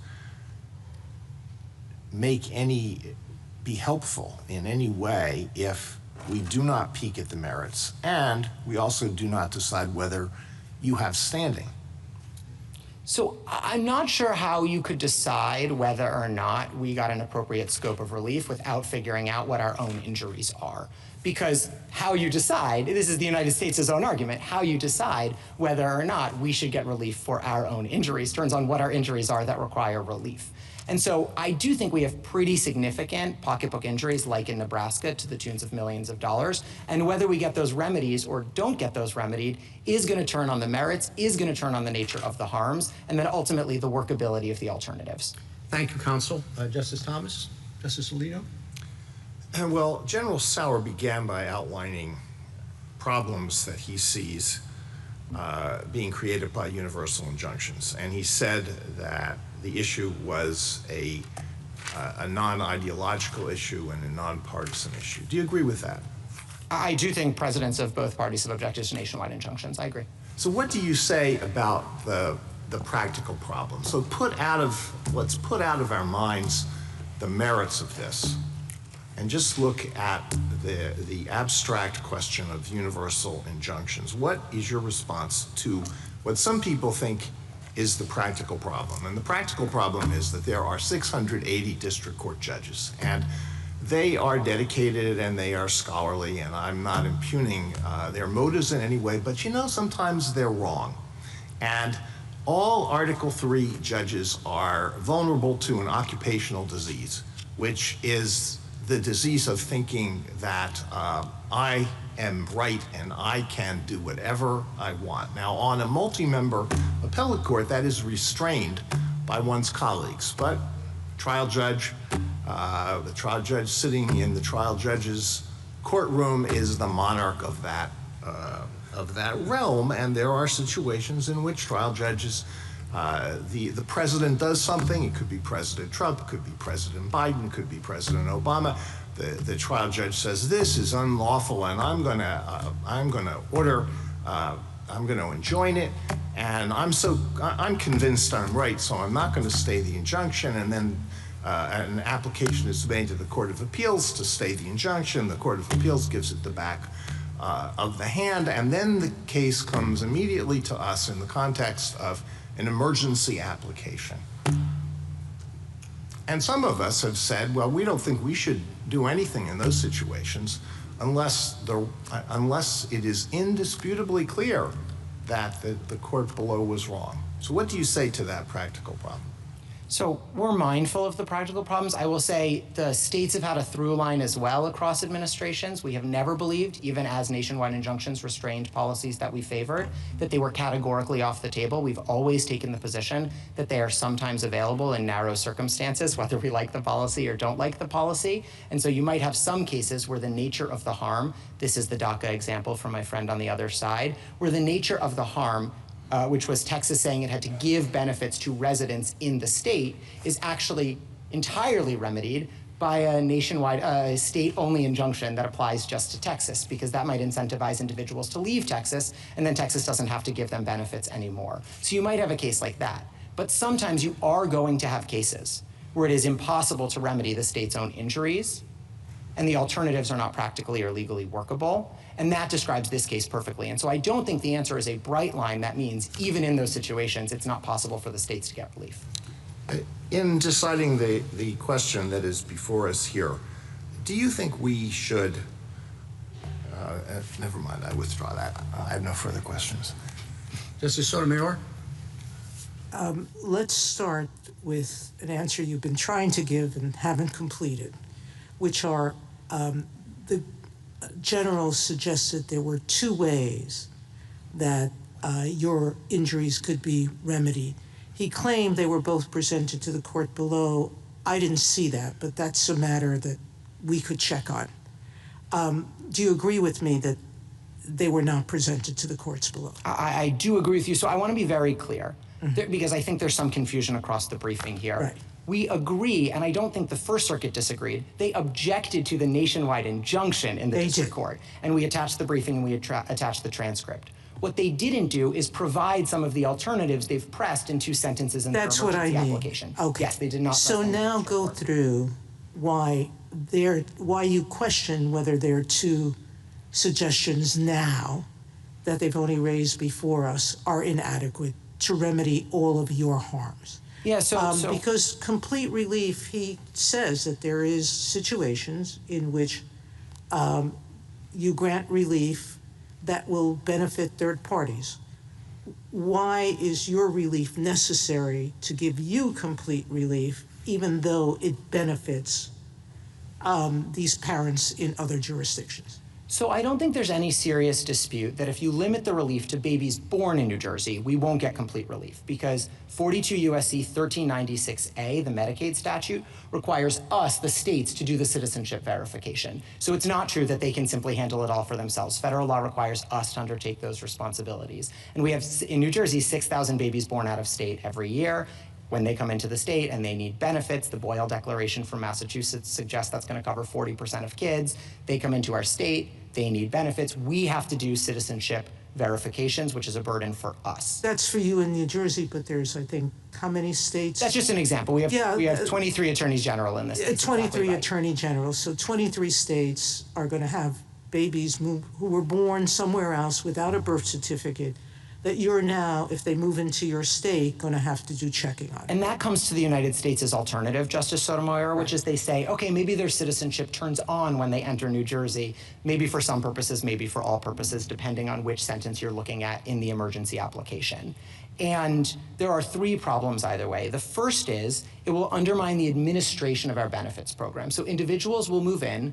When they were born, they were treated as non-citizens. They didn't get Social Security numbers because they wouldn't have been eligible for the enumeration at birth program in their states. And they're going to arrive and they're going to seek benefits that we administer. But federal law requires that they have Social Security numbers for the administration of those benefits. This is 7 U.S.C. 2025 for SNAP. This is 42 U.S.C. 1320b7 for TANF, for Medicaid, and so on. So they're going to need to have Social Security numbers. They're going to arrive without them, even though they were, under this court's precedents, citizens who should have been in the enumeration at birth program, who should have had Social Security numbers. And it's going to be a burden on us, either in delaying the benefits, training county social service workers, in having to administer benefits without the SSNs on a provisional basis. So that's the administration of the benefits. Let me give an example on participation, which we have responsibility for as well. These are babies who were told that their families were told that the babies are undocumented, they aren't citizens, they're not eligible for these federal programs when they were born. They come into our states, they think they're now ineligible, they don't realize their child is a citizen entitled to these federal benefits. And so what will happen is we bear the responsibility, putting in our own state Medicaid plans, of getting them enrolled. And that's 42 U.S.C. 1367BB. So we're responsible for putting in our plan how we're going to enroll them. We have to incur substantially more costs to get them enrolled in our programs because they think they're undocumented, they think they're ineligible because of where they were born, even though their citizenship has now turned on when they cross state lines. And then the last point is, we've never in this country's history since the Civil War had your citizenship turn on when you cross state lines, so we don't have answers to these workability questions, not just because it wasn't presented in the district court, not just because it's 2 sentences in an emergency application, but because for over a century, executive practice has been uniformly to the contrary, building on this court's decision in Wong Kim Ark. So we genuinely don't know how this could possibly work on the ground. And although my friend on the other side has complained that they weren't able to give guidance, the states didn't object to guidance. The states have no quarrel with internal steps. And if they want to put out guidance that says, if Wong Kim Ark gets overruled, this is what we would do, that's fine. What they can't do is require us to take any steps or issue guidance that requires everyone to start planning for something that is so patently against this court's own settled precedent. Now, going back to the history question that Justice Thomas started with, you relied on the Bill of Peace. You relied on the tax injunction of the 19th century, and not so far in the 19th century, 1891, just about the time that the 14th Amendment was adopted, okay? At any rate, there other cases, one of our amici points out to them, the Pierce versus Society of Sisters case, the West Virginia State Board of Education case, those were earlier than the 1960s. In the Pierce versus Society of Sisters, the court affirmed a universal injunction that wasn't even sought by the parents, correct? That's right. And there, what we said was their states were imposing criminal penalties on parents who sent their children to private school. And just 2 plaintiff schools sued against that penalty. They sought and won an injunction that categorically restrained the state from enforcing the law. That was 1925, correct? That's right. And similarly with West Virginia, saluting the flag by Jehovah's Witnesses. The injunction was universal. So in answer to Justice Gorsuch's point, we've had universal injunctions in some form, correct? Since the founding. That's right. If I could make 2 points on that, Justice Sotomayor. Correct? Exactly. So I agree with your reading of the equitable history, that it goes back from the English Pill of Peace through Equity Rule 48, through the tax collection injunctions, through Equity Rule X, through the Ex parte Young period you're referring to, through AARP just a few weeks ago. So I agree with your read of the history. But I just want to make one quick point. Well, let me, go ahead, make your point, but I want to finish this thought, which is, you started earlier by saying universal injunction should not be the preferred remedy, and it should be limited. You've suggested 3 ways to limit it. I agree with you, those 3, and yours clearly falls within one, that's your claim. But the point that I think my 2 other colleagues are raising is, how do we ensure district courts are following that? So if I can make a point about the history, I can make a point about the guidance. On the history, I understand that the United States at the podium today tries to make the history all about what it calls indivisibility cases, cases where there's just a unitary on-off switch, as it were, and either something happened or it didn't happen, like a redistricting plan needs to be completely redone or a power plan is on or it's off. But if I could give an example that shows it's not quite so limited and it very much requires looking more broadly at what's practically or legally workable on the ground, I would point to apportionment as an example. So say that there's an executive order that says we're just not going to count minors, people under 18, in apportionment anymore. We're only going to count people who are voting age. And the state of New York files a lawsuit, and it wins its lawsuit, and all of its 17 and under-year-olds get counted for apportionment. That isn't indivisible in any way. It's not a redistricting plan, it's not a power plant, but it is going to skew apportionment in a way that is totally unfair, practically and legally, to third parties, because now 17-year-olds are being counted in New York, but they're not being counted in Oklahoma. And you would end up messing up apportionment between states for that very reason. And that shows, as just a broader insight, that we've always looked to the harms that third parties will suffer as negative externalities of court orders. And that's our submission here, that to accept what the United States wants as against our injunction and to say that it turns on or off when you cross state lines doesn't just harm the administration of our benefits, doesn't just even harm enrollment in our benefits, also puts chaos on the ground where people's citizenship turns on and off when you cross state lines. If ICE has initiated a removal proceeding when you live in Philly and you move to Camden, I suppose the ICE removal is supposed to turn off at that point, potentially, because your citizenship status has changed. I don't know if you lose it if you move back to Philly, whether you were born in New Jersey or born in Philly, move to Camden and move back. It's a very porous part of the country.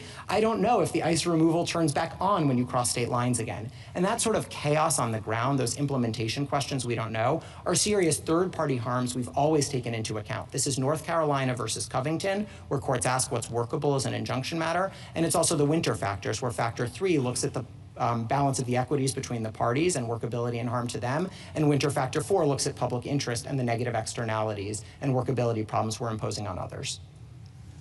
Justice Kagan? General, you've had a chance to talk about your administrative costs and the workability problems that New Jersey would confront, but how about this magnet problem? I mean, it strikes me as completely obvious that if you have 2 states and they have different rules for citizenship and one benefits babies and the other doesn't, that everybody moves to the state where the more favorable rule exists. But why is it that preventing that harm from happening should count as providing you with complete relief? So I think actually my point is somewhat different. I agree with you that the incentives could potentially factor into the calculus because we're ultimately experiencing some harm we might not otherwise to our benefits programs. But my point is different. Even if you just take normal migration for New Jersey, 6,000 babies born out of state, 8% or 8 million every year traveling across state lines, without worrying about the incentives, we're going to be looking at that problem for how we administer benefits programs. I got that. Are you saying we shouldn't consider? No, I think you can. I think you can, Your Honor, and it's because of the nature of three things together. One is it's the movement, but it's not just the movement. Two is it's the fact that citizenship historically was something you had at birth or didn't have at birth, and so you arrived to our state, in theory, without birthright citizenship because you would have been told when you're born in the hospital what you have or don't. And then the third, and this is really important, is the way that citizenship permeates so much, not just for individuals, but for what states are obligated to do, whether it's citizenship verification eligibility, whether it's enrollment in our own programs. Over and over, you see citizenship in Congress's own laws as the on or off switch for our own administration of benefits, and that's actually sort of unique. So I don't think every time people move between states, you automatically need to have a nationwide injunction. What you need is a demonstration about how that's going to contribute to the state's harm, and then, I think this is really important to colloquies you were having with the United States earlier, a court could, in an appropriate case, say, well, sure, state, you might have to keep some of the harm. We're only going to remedy 90% of your harm because it's too disruptive to everyone else. But I don't think you can do that in a case without looking at the merits. Because whether we should get to 100% of our injuries taken care of or 90% of our injuries taken care of will always involve the strength of our merit showing. And I don't see how you could have a stronger merit showing than we have here. 127 years of Supreme Court precedent, over a century of executive practice, and congressional statutes that codified both into law in 1940 and 1952. And given that strength of the merits and the settled precedent, combined with our nature of harm, I don't think this is a close case for why we need national relief to remedy our injuries. Thank you. Justice Gorsuch, Justice Kavanaugh, Justice Barrett. I have a question about the history. So Grupo tells us that we have to look back to 1789 in the High Court of Chancery. So I appreciate that there have been some cases from later, and you were talking about some of those with Justice Sotomayor from the early 20th century, maybe the late 19th century. Can you say, and let's say that I think the Bill of Peace is more like a representational suit that is a forerunner to the class action. What do you think is your very best example of something that would look at the period that Grupo tells us is relevant, that would support something that looks like universal relief? So I do think from 1789, from English equity, I do think the best example is the Bill of Peace, and so I understand if we see it differently, it's a fair point. I will just say quickly on Grupo Mexicano, its own tradition, and this is sort of the analogical reasoning you talked about in Rahimi, it looks at that period, but in other times we've also looked at American tradition to see analogically how we've liquidated that tradition or not. And in American equitable tradition, this is Equity Rule 48, which specifically said non-parties are not bound by certain relief, and even as they may benefit from it. And I take that to be the principal reason my friend on the other side thinks that bills of peace look much more like class actions than they ultimately look like universal injunctions. And Equity Rule 48 was to the contrary. Tax collection injunctions in American history were to the contrary. So I just have a hard time with that reading, even though I agree with you that you would be starting in the founding trying to do analogical reasoning based on what Grupo Mexicano says, but using American equity to answer some of the unresolved ambiguities. Oh, I completely agree with you. Need some analogical reasoning, and I don't think that Grupo completely rules that out.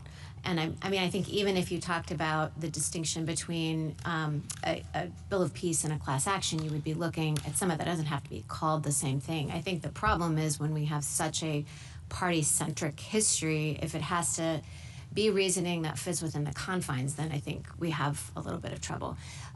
Let me just ask you one question about relief. So let's say that I think that the states do need something broader in order to have complete relief, even if the universal injunction is too broad and inconsistent with Grupo. That isn't how the court below approached the question, because that isn't what the court below thought it had to do, because the court below thought it could just enter a universal injunction. So how would I go about crafting some sort of holding or decretal language that would take care of you and the fact that you need maybe broader complete relief than maybe an individual plaintiff would, right? Because the district court didn't go through that analysis, the analysis that you're telling us today. So tell me practically what that would look like? So I think the district court in the Massachusetts case did actually do a very good job of this. It specifically said, I'm saying New Jersey is a stand-in, 23 Attorney General. Yeah. The states need this relief. And he didn't grant universal relief to the individual plaintiffs in that case. So he did actually craft different relief for different parties. And he said this is necessary for us.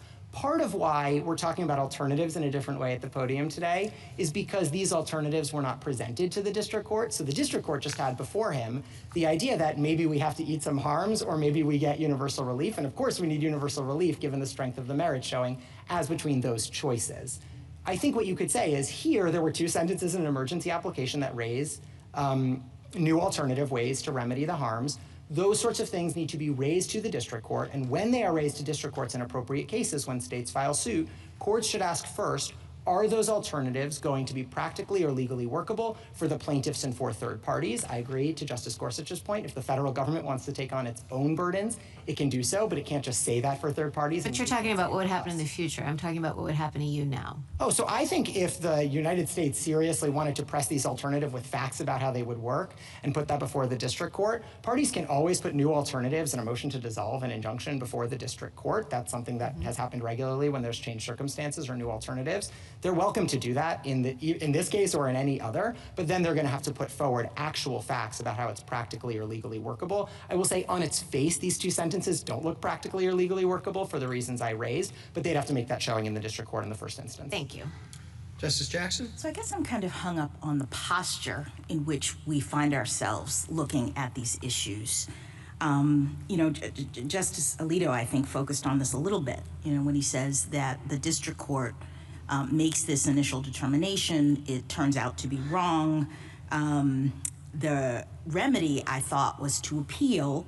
And I guess, for me, the question is whether and under what circumstances the government keeps on doing the thing that the court has found unlawful while the litigation is proceeding to determine whether or not the government's activity violates the law.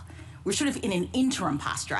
Many of your arguments, and I appreciate them, are kind of couched in, the state is going to need complete relief for their injury, and that's true definitely as a final matter. But here we are at the beginning of this litigation. No one has determined whether or not the government's conduct is actually unlawful. We have a district court, several district courts, and now courts of appeals that say it is, and so, as an interim matter, we are saying the government has to stop doing it while we litigate the issue of the unlawfulness. To me, that kind of puts the whole thing in a different frame. It's sort of like, why isn't the question in this posture, in this circumstance, can the government or has the government shown that it is going to suffer some sort of harm from being made to completely stop this activity while we're litigating the lawfulness of the conduct? I don't understand. And then you say, yes, we're going to suffer harm. This is the balance of the equities that, part of the PI and the stay showing. But I just don't understand why that's not the focus here. And I don't know what I apologize because I didn't get a chance to ask Mr. Sauer this, and maybe he can address this on his rebuttal. But, what problem is the government facing as a harm matter from being completely told it has to stop doing this while we, the court system, determine whether or not its conduct is lawful? So we included this in our application. We do think this case is quite unique in that I do think it's hard for the government to show in this particular case that it needs to be able to act contrary to this court's settled precedent. That's obviously come up in a couple of questions today. It's something, if I realize the elephant in the room, I've often been asked to assume that the merits are put to the side, and I'm fine assuming that for those questions. But to your point, you're not wrong. It is quite striking, obviously, that it's not just that district courts are saying, this looks like it might be unlawful. They're saying Wong Kim Ark settled this exact issue 127 years ago. This court has reaffirmed it since. Over a century of executive practice is built on that, and Congress has codified that directly into law. So I do think it's a particularly unusual case for the government to be saying that it has been quite so harmed and needs this kind of relief, but at the end of the day, I'm happy to join issue on when relief may or may not be appropriate, and I just think we're clearly on the But you're saying side. that at least in some circumstances, from your perspective, in order to even decide whether or not you are entitled to an interim complete injunction, the court's now going to have to peek at the merits while the merits are being litigated. I think the court always has to peek at the merits in deciding whether the party itself should be getting relief from its harms, including complete relief, as even the United States accepts. So those are all four of the winter factors. You have to figure out what the irreparable harm is that you're trying to deal with. You have to figure out if we have a sufficient merits showing in order to eliminate that irreparable harm. And depending on the strength of the merits showing, you're also looking at winter's factors 3 and 4. So this court has given 4 winter factors that I think are quite useful in most cases. I took my friends on the other side to be saying, well, beyond the winter factors, there's this bright line rule from Article 3 or the history of equity that just says it can never get to this point. I obviously disagree a bit with them on the reading of that history, but I just think it has no bearing on the case that the states bring to this court here. Thank you. Thank you, counsel.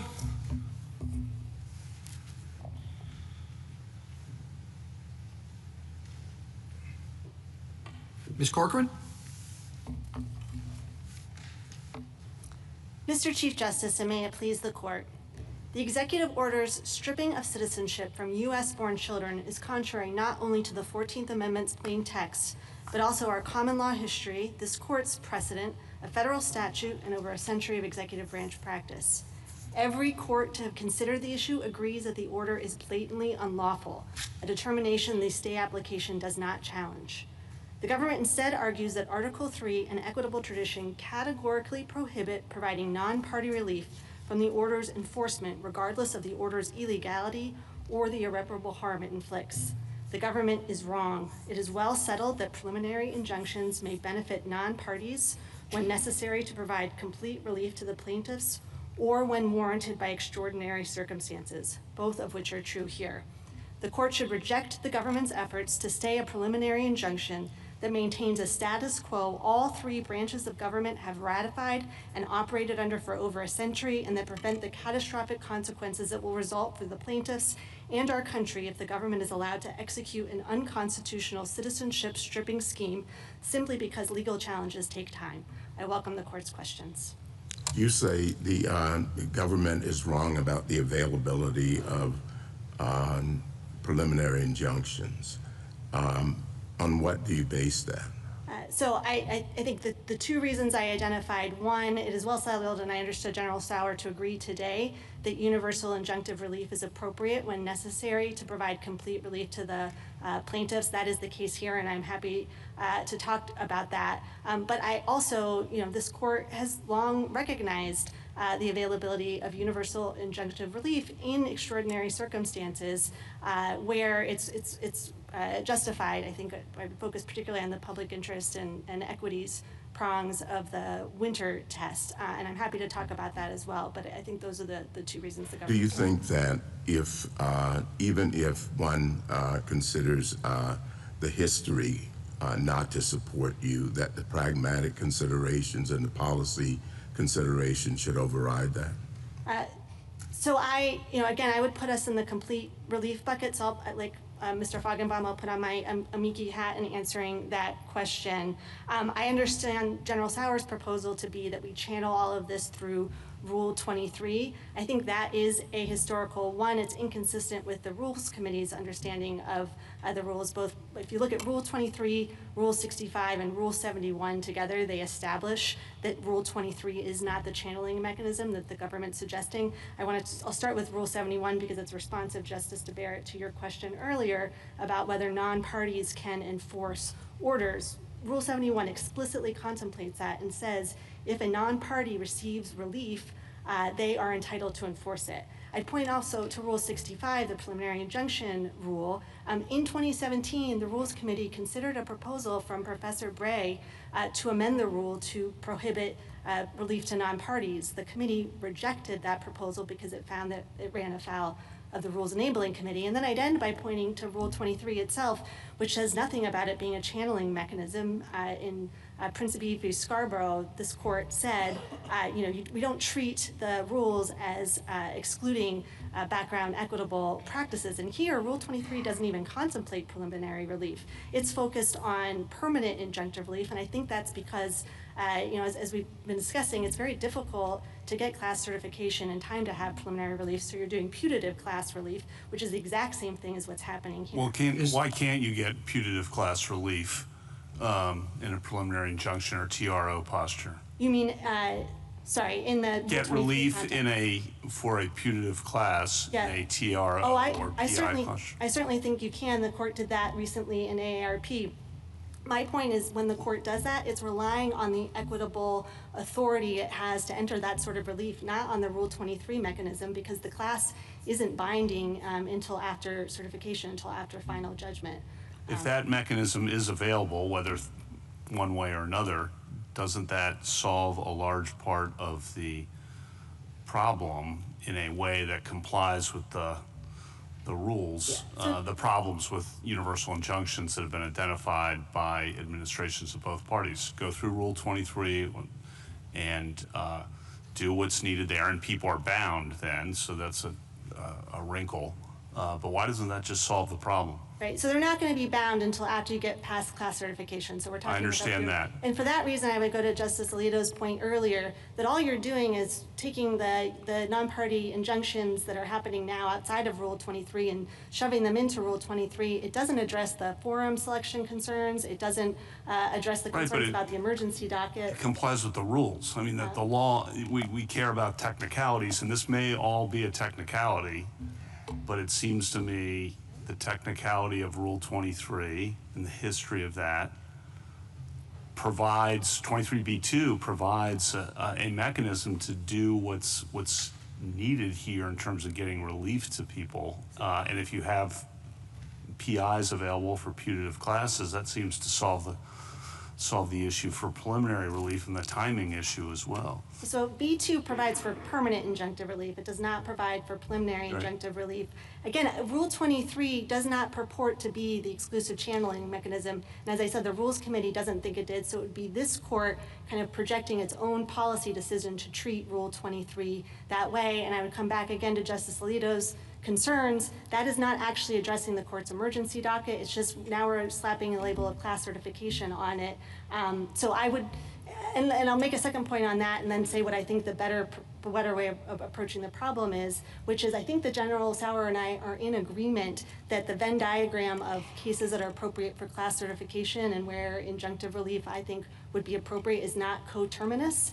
I think we could pursue successfully class certification here. I heard General Sauer to disagree, and I think it's because they're just different circumstances. If you look at the class certification requirements, commonality, totality, they were actually added to Rule 23 in 1966, mostly to address the expansion of class certification to include damages suits. That makes sense there, but those were never requirements prior to 1966. Ms. Corcoran, on the class certification point you've been developing, one response might be, and I just want to get your reaction to it, that by proceeding through the class mechanism, even a putative class mechanism, a court is making a preliminary assessment about who are the parties going to be before it and issuing interim relief so that it preserves its jurisdiction to issue final relief with respect to those parties. And that's very different, the argument would go, than simply saying everybody everywhere, nationwide, universally, or perhaps cosmically, stands to benefit from this decision without ever having to suffer being bound by it. Thoughts? So I would say, again, that's an ahistorical approach. You haven't had that sort of Rule 23. Assume for the moment that we read bills of peace, which I understand to be your best set of cases, to be prototypical of what is now Rule 23.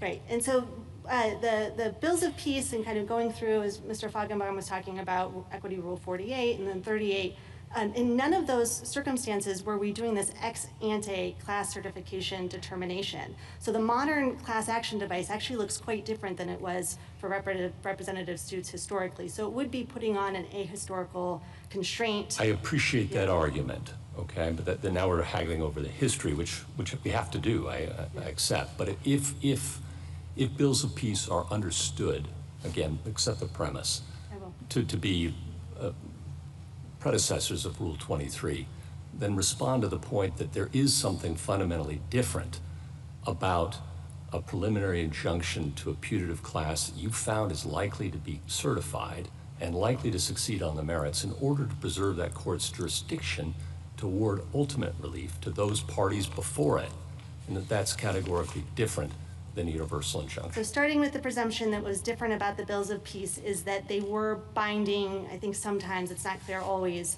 at the end when they were getting to final judgment. I would go back to Grupo Mexicano, to Justice Barrett's point, although that was the high watermark of this equitable originalism, the way the court articulated the test, it focused on 1789, but the actual analysis in Grupo Mexicano focused on 1890 through 1942. And what the court found there is that there were numerous cases expressly rejecting the Moreva injunction, and that was confirmed in the 1970s when England adopted it and said, no, we've never done this before. We are in an entirely different world here. One, the cases that Justice Sotomayor laid out earlier all come from between 1890 and 1942, and they suggest that non-party relief was provided for outside of the class action context. But the fact that we have, I think, these very studied scholars in this rigorous debate about what the bills of peace meant, what the railroad cases meant, I think shows that this is very different in Grupo Mexicano. And for the court to kind of delve into that and adopt the categorical rule that the government is suggesting, I think is certainly an overcorrection. It's a hornet's nest on Article 3, right? It calls into concern APA, class action, a whole sort of things. I would suggest that the court instead focus on providing limiting principles within the confines of the McKinn factors of the window. Is there a practical problem? So I want to put aside the history, and I take your points on that, and why you don't think Rule 23 fits, I take your point on that. But if putative class actions and preliminary relief are an option, what then is the practical problem you see as distinct from the current regime?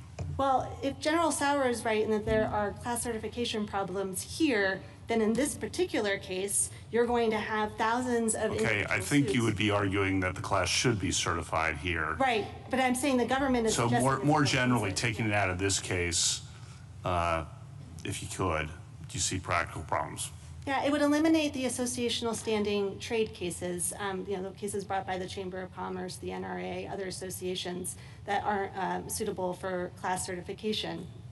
I think also the questions again. What? Can you explain that? Well, they wouldn't. So if we were to seek cert, it would be on behalf of our individual plaintiffs. For the same reason that the government would have difficulty seeking class certification. The state government, I think, associations are not necessarily a good fit for that framework. Again, that's also not solving the court's problem. It's just channeling the problems through a different mechanism. I don't think that can be solved, just to be honest, but that's a separate issue from what the right rule is as to how things transpire in the district courts. Could I perhaps try to solve it in a different way? What I would suggest, we spent some time trying to catalog the cases in which this court has approved universal injunctive relief and the cases in which it's rejected it with the aim of giving the court maybe a suggestion on how it might affirmatively articulate some limiting principles such that you would not be getting the injunctions that the court thinks are inappropriate, but the ones that the court has approved would still be able to proceed. Again, that's not the categorical rule that the government is suggesting. I think roughly what the court has been doing is saying that universal injunctions are appropriate only in facial challenges involving fundamental constitutional rights where there are real concerns about whether just the legal and practical availability of relief to similarly situated parties who are also going to experience irreparable harm. I think that maybe explains AARP. Most recently, IRAP would fall into that category. Chrysophus, the New York eviction case, would fall in that category. On the other side of the ledger, the court seems to disapprove quite a bit of nationwide injunctions involving discretionary benefits. So that's some of the recent ones that you have undone or stayed. So I think what the court could do is kind of identifying limiting principles that would provide guidance to the lower courts on when it's appropriate to issue these injunctions. The natural home for that is the public interest prong of the Winter test, right? If you're going to issue an injunction that's going to have an impact on other people's, you need to be doing a really muscular public interest assessment before doing that. So that's what I would urge the court. Ms. Corcoran, are you pushing back on the class certification idea because you're worried that there are cases where there will be no certification, but in which broad relief is in fact appropriate, so Yes. that the two categories don't line up? And if that's why you're pushing back, why are you worried about that? What are the cases you're worried won't line up properly in that way? I mean, the government has suggested it's going to argue that here. Again, I think the commonality, so thinking about questions like common injury make a lot of sense when you're talking about class-wide damages, less so when you're talking about a facial challenge to a constitutional violation. So I think it's a bit of a mismatch. And again, it's not what Rule 23 was ever intended to do. And it doesn't solve any of the court's policy problems. So I think it's a lose-lose-lose proposal that the government is offering.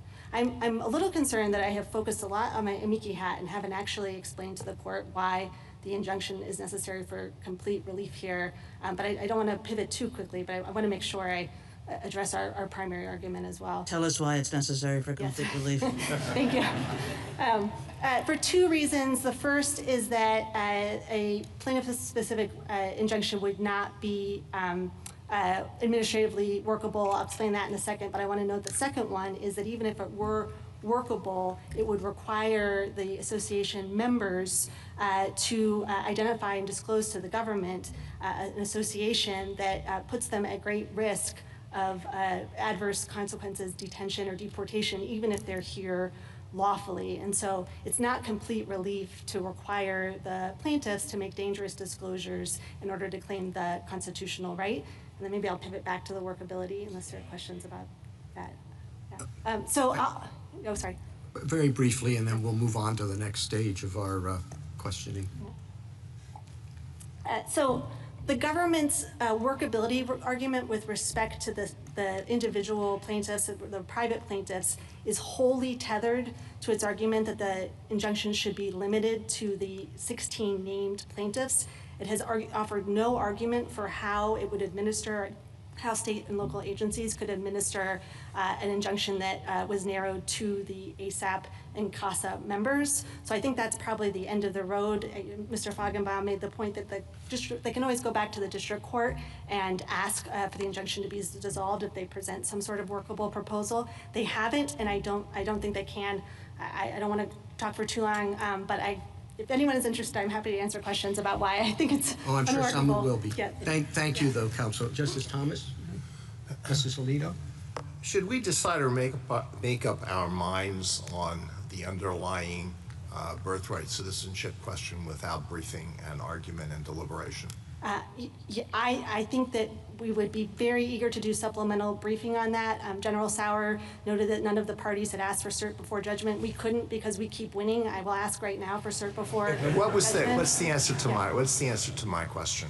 Yes, I think you can grant cert for judgment. That wasn't my question. Yeah, but I will say, I think... All right, that's all right. You don't want to answer it. That's no, I will. I have if I could give an answer, which is that I think it's very difficult, if or not impossible, for the court to do a meaningful in-Ken analysis without taking into account the fact that the government is asking the court to allow it to ignore this court's precedent, to ignore a duly enacted statute, and to upend 100 years of executive branch practice. So I think, although the government has attempted to separate them, that really the merits are embedded in the in-Ken factors. Justice Sotomayor? I find it hard to understand how a district court, in looking at a preliminary injunction under the Winter factors, where we said that the likelihood of success on the merits is the keystone, how we could separate that out and say the keystone of whether you're entitled to universal injunction is the only merits question because the other factors are not eliminated by Winter. you have to balance the equities, and you can't balance the equities without the merits, correct? I think that's right. I think also, irreparable harm is going to be very difficult for the government to prove if it's not contesting or at least not defending the constitutionality of the order, because the government has no interest in enforcing an unconstitutional order. I'd also note there's a quote from Professor Bray in Justice Gorsuch's Texas concurrence, and it's, "In equity, it all connects. The broader and deeper the relief the plaintiff seeks, the stronger the plaintiff's story has to be." So I think there really is kind of an equitable consideration here of the merits as well that just can't be extracted from the... Now, the state has explained why it can't pursue class actions, so it admits it's limited to whether it's entitled to complete relief.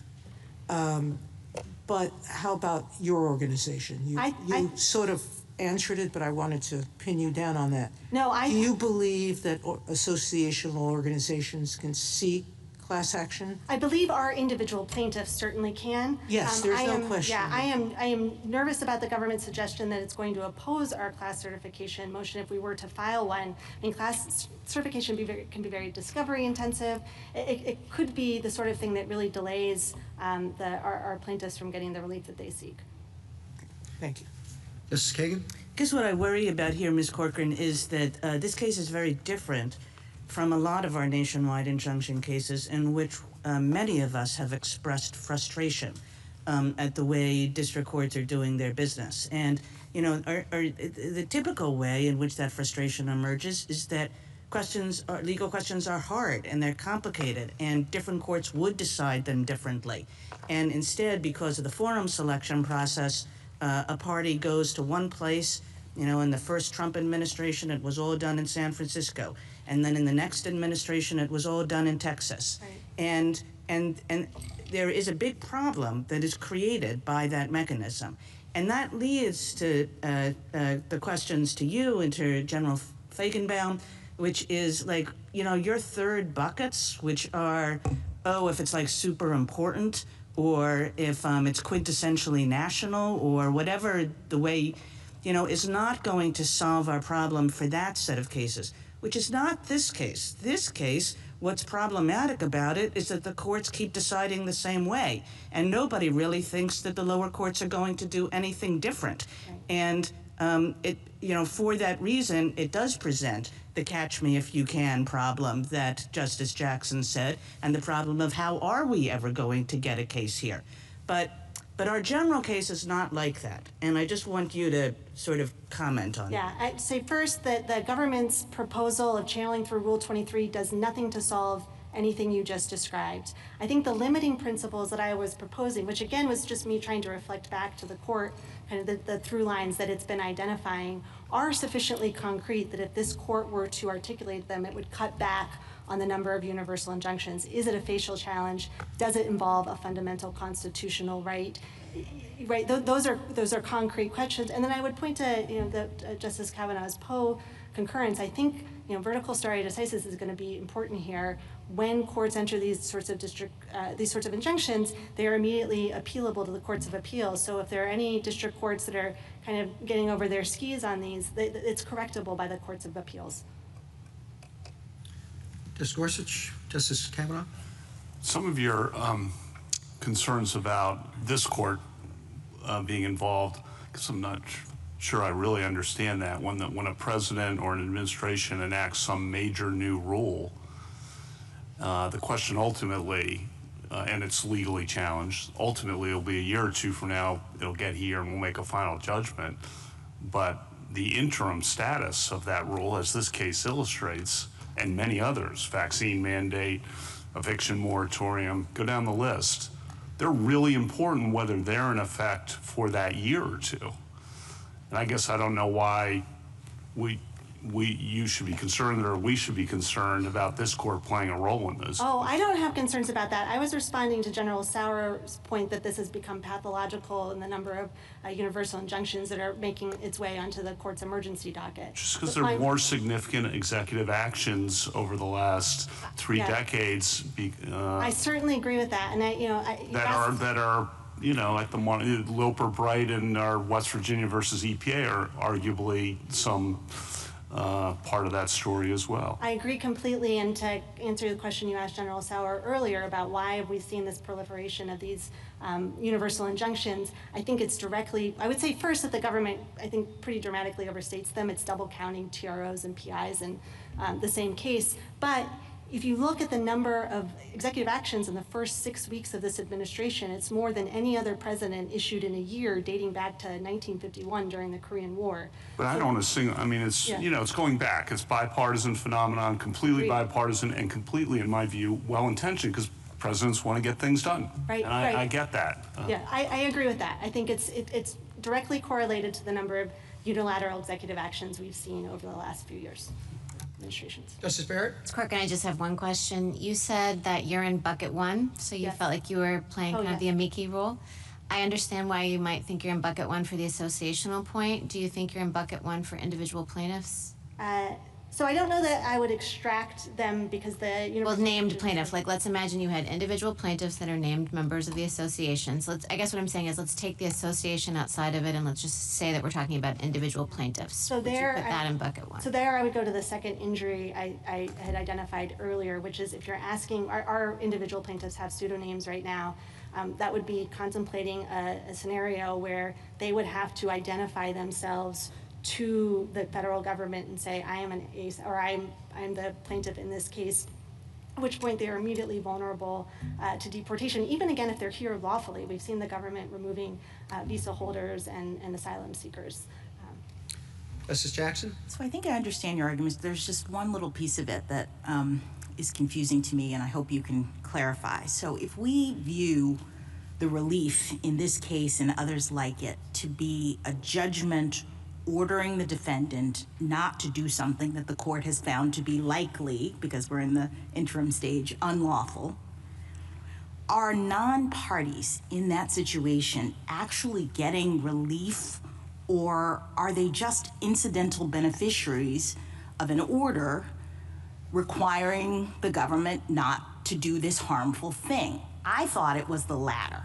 And that just, you know, the government is told by the court, don't do X.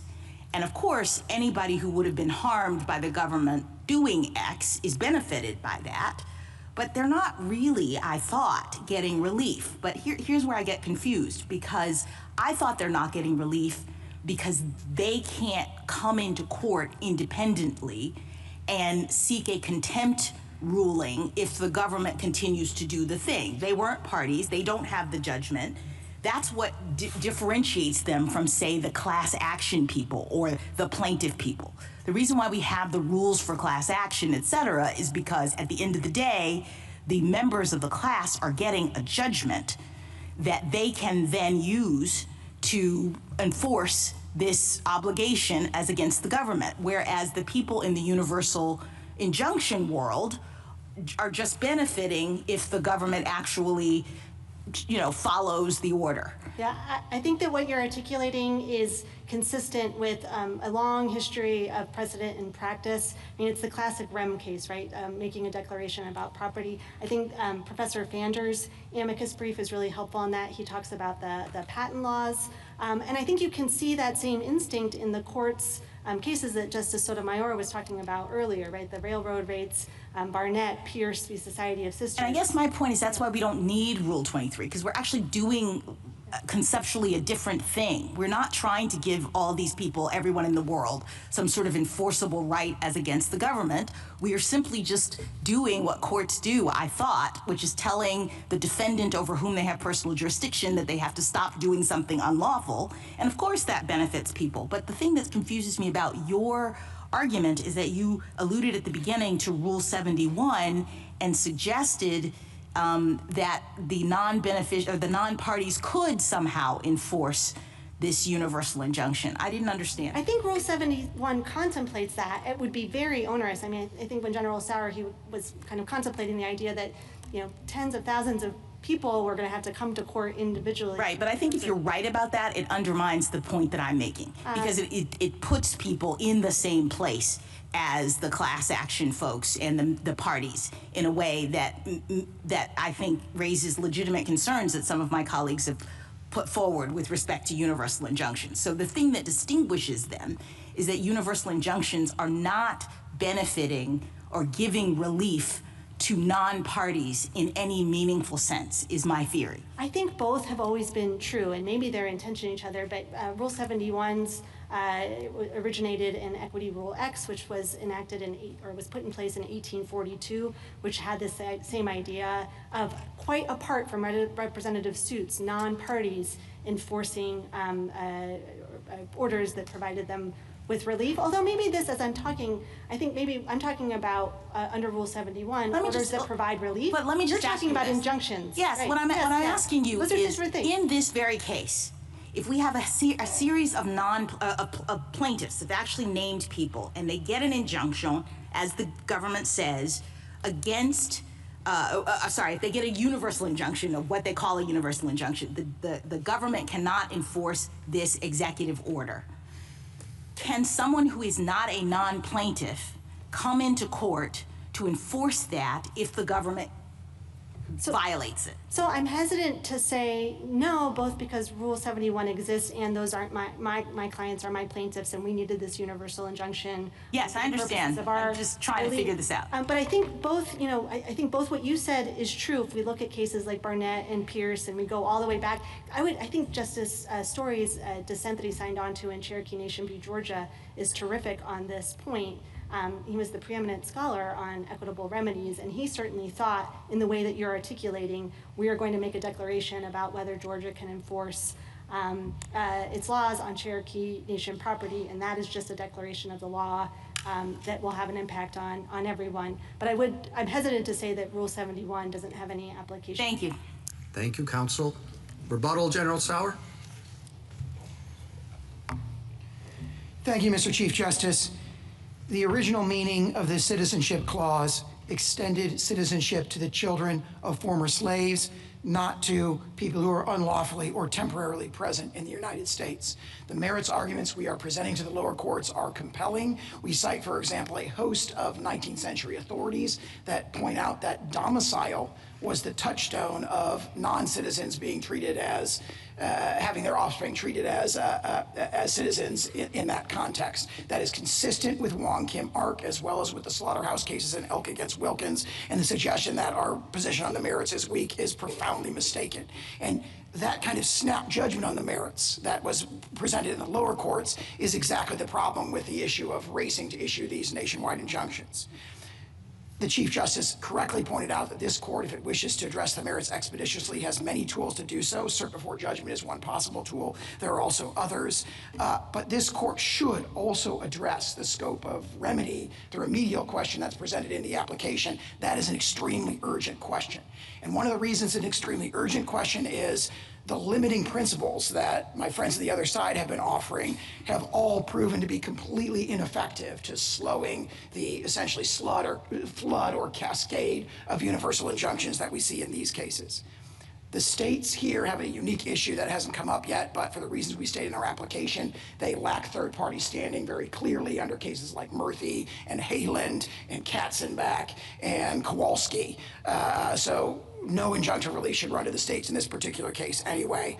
And most fundamentally, the vision of the district courts that's reflected in the issuance of these nationwide injunctions is a vision of them as a roving commission to correct every legal wrong that they can consider and to exercise general legal oversight over the executive branch, which is what this court rejected in TransUnion.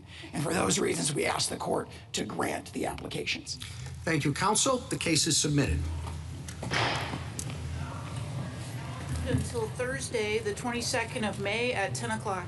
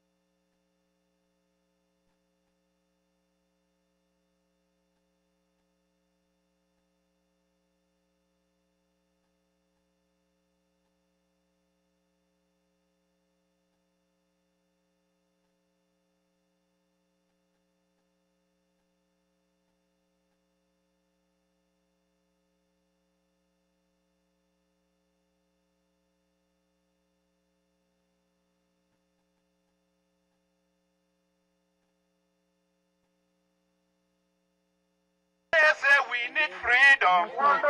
We need freedom. We need justice. We need justice. We need protection. ABC, no to deportation. ABC, ABC, you sing with me. ABC, go and take Trump. Go and take Trump. We need freedom. We need freedom. We need justice. We need justice. We need protection. ABC, protect our babies. ABC, ABC. Se puede. Sí se puede. Sí se puede. El pueblo unido. El pueblo unido. Jamás será vencido. El pueblo unido. Jamás será vencido. El pueblo unido. Jamás será vencido. The people united will never be defeated. The people united will never be defeated. The people united will never be defeated. The people united will never be defeated. Aquí estamos y no nos vamos. Y no nos echan porque luchamos. Aquí estamos y no nos vamos. Y no nos echan porque luchamos. Aquí estamos y no nos vamos. Y no nos echan porque luchamos. No somos uno, no somos 10. Somos millones, cuéntanos bien.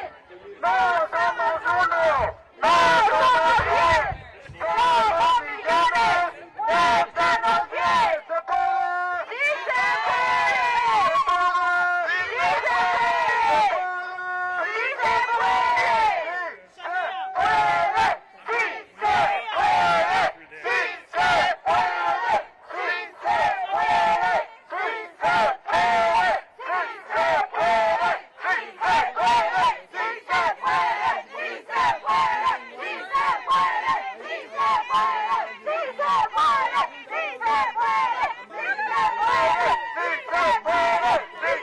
¡Sí se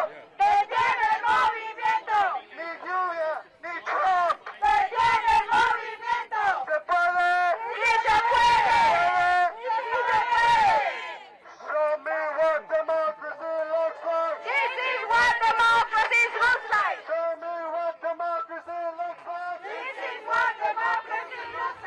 se puede! ¡Sí se puede!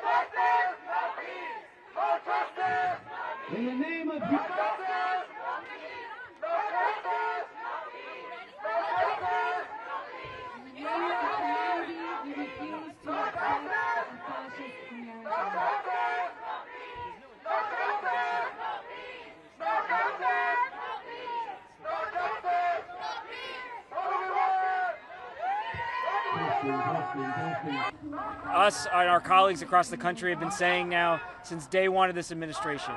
157 years ago, we came together as a nation post-Civil War and said never again were we going to debate whether babies born on American soil are entitled to the rights and privileges of American citizenship. And contrary to what the United States is saying, citizenship doesn't turn on or turn off when you cross state lines. Babies born in Philadelphia are subject to the same rights and privileges as babies born in New Jersey. And I have to say, it was astonishing to hear the United States government tell the 9 justices of the Supreme Court that they weren't sure whether they would follow binding court precedent. They weren't sure if they could concede that basic fact that is the underpinning of the rule of law in this nation. This case is about birthright citizenship, but it's about whether the rule of law and the constraints on the executive, and as Justice Jackson said, whether the president can act like a king. The answer I think the court is going to say is no, he cannot. I'm proud to join my colleagues. I'm very proud of our Solicitor General, Jeremy Feigenbaum, for the work he did inside, and I look forward to the court's opinion in this case. I'll turn it over to Attorney General Nick Brown from the state of Washington. Good afternoon, and thank you, AG Plotkin.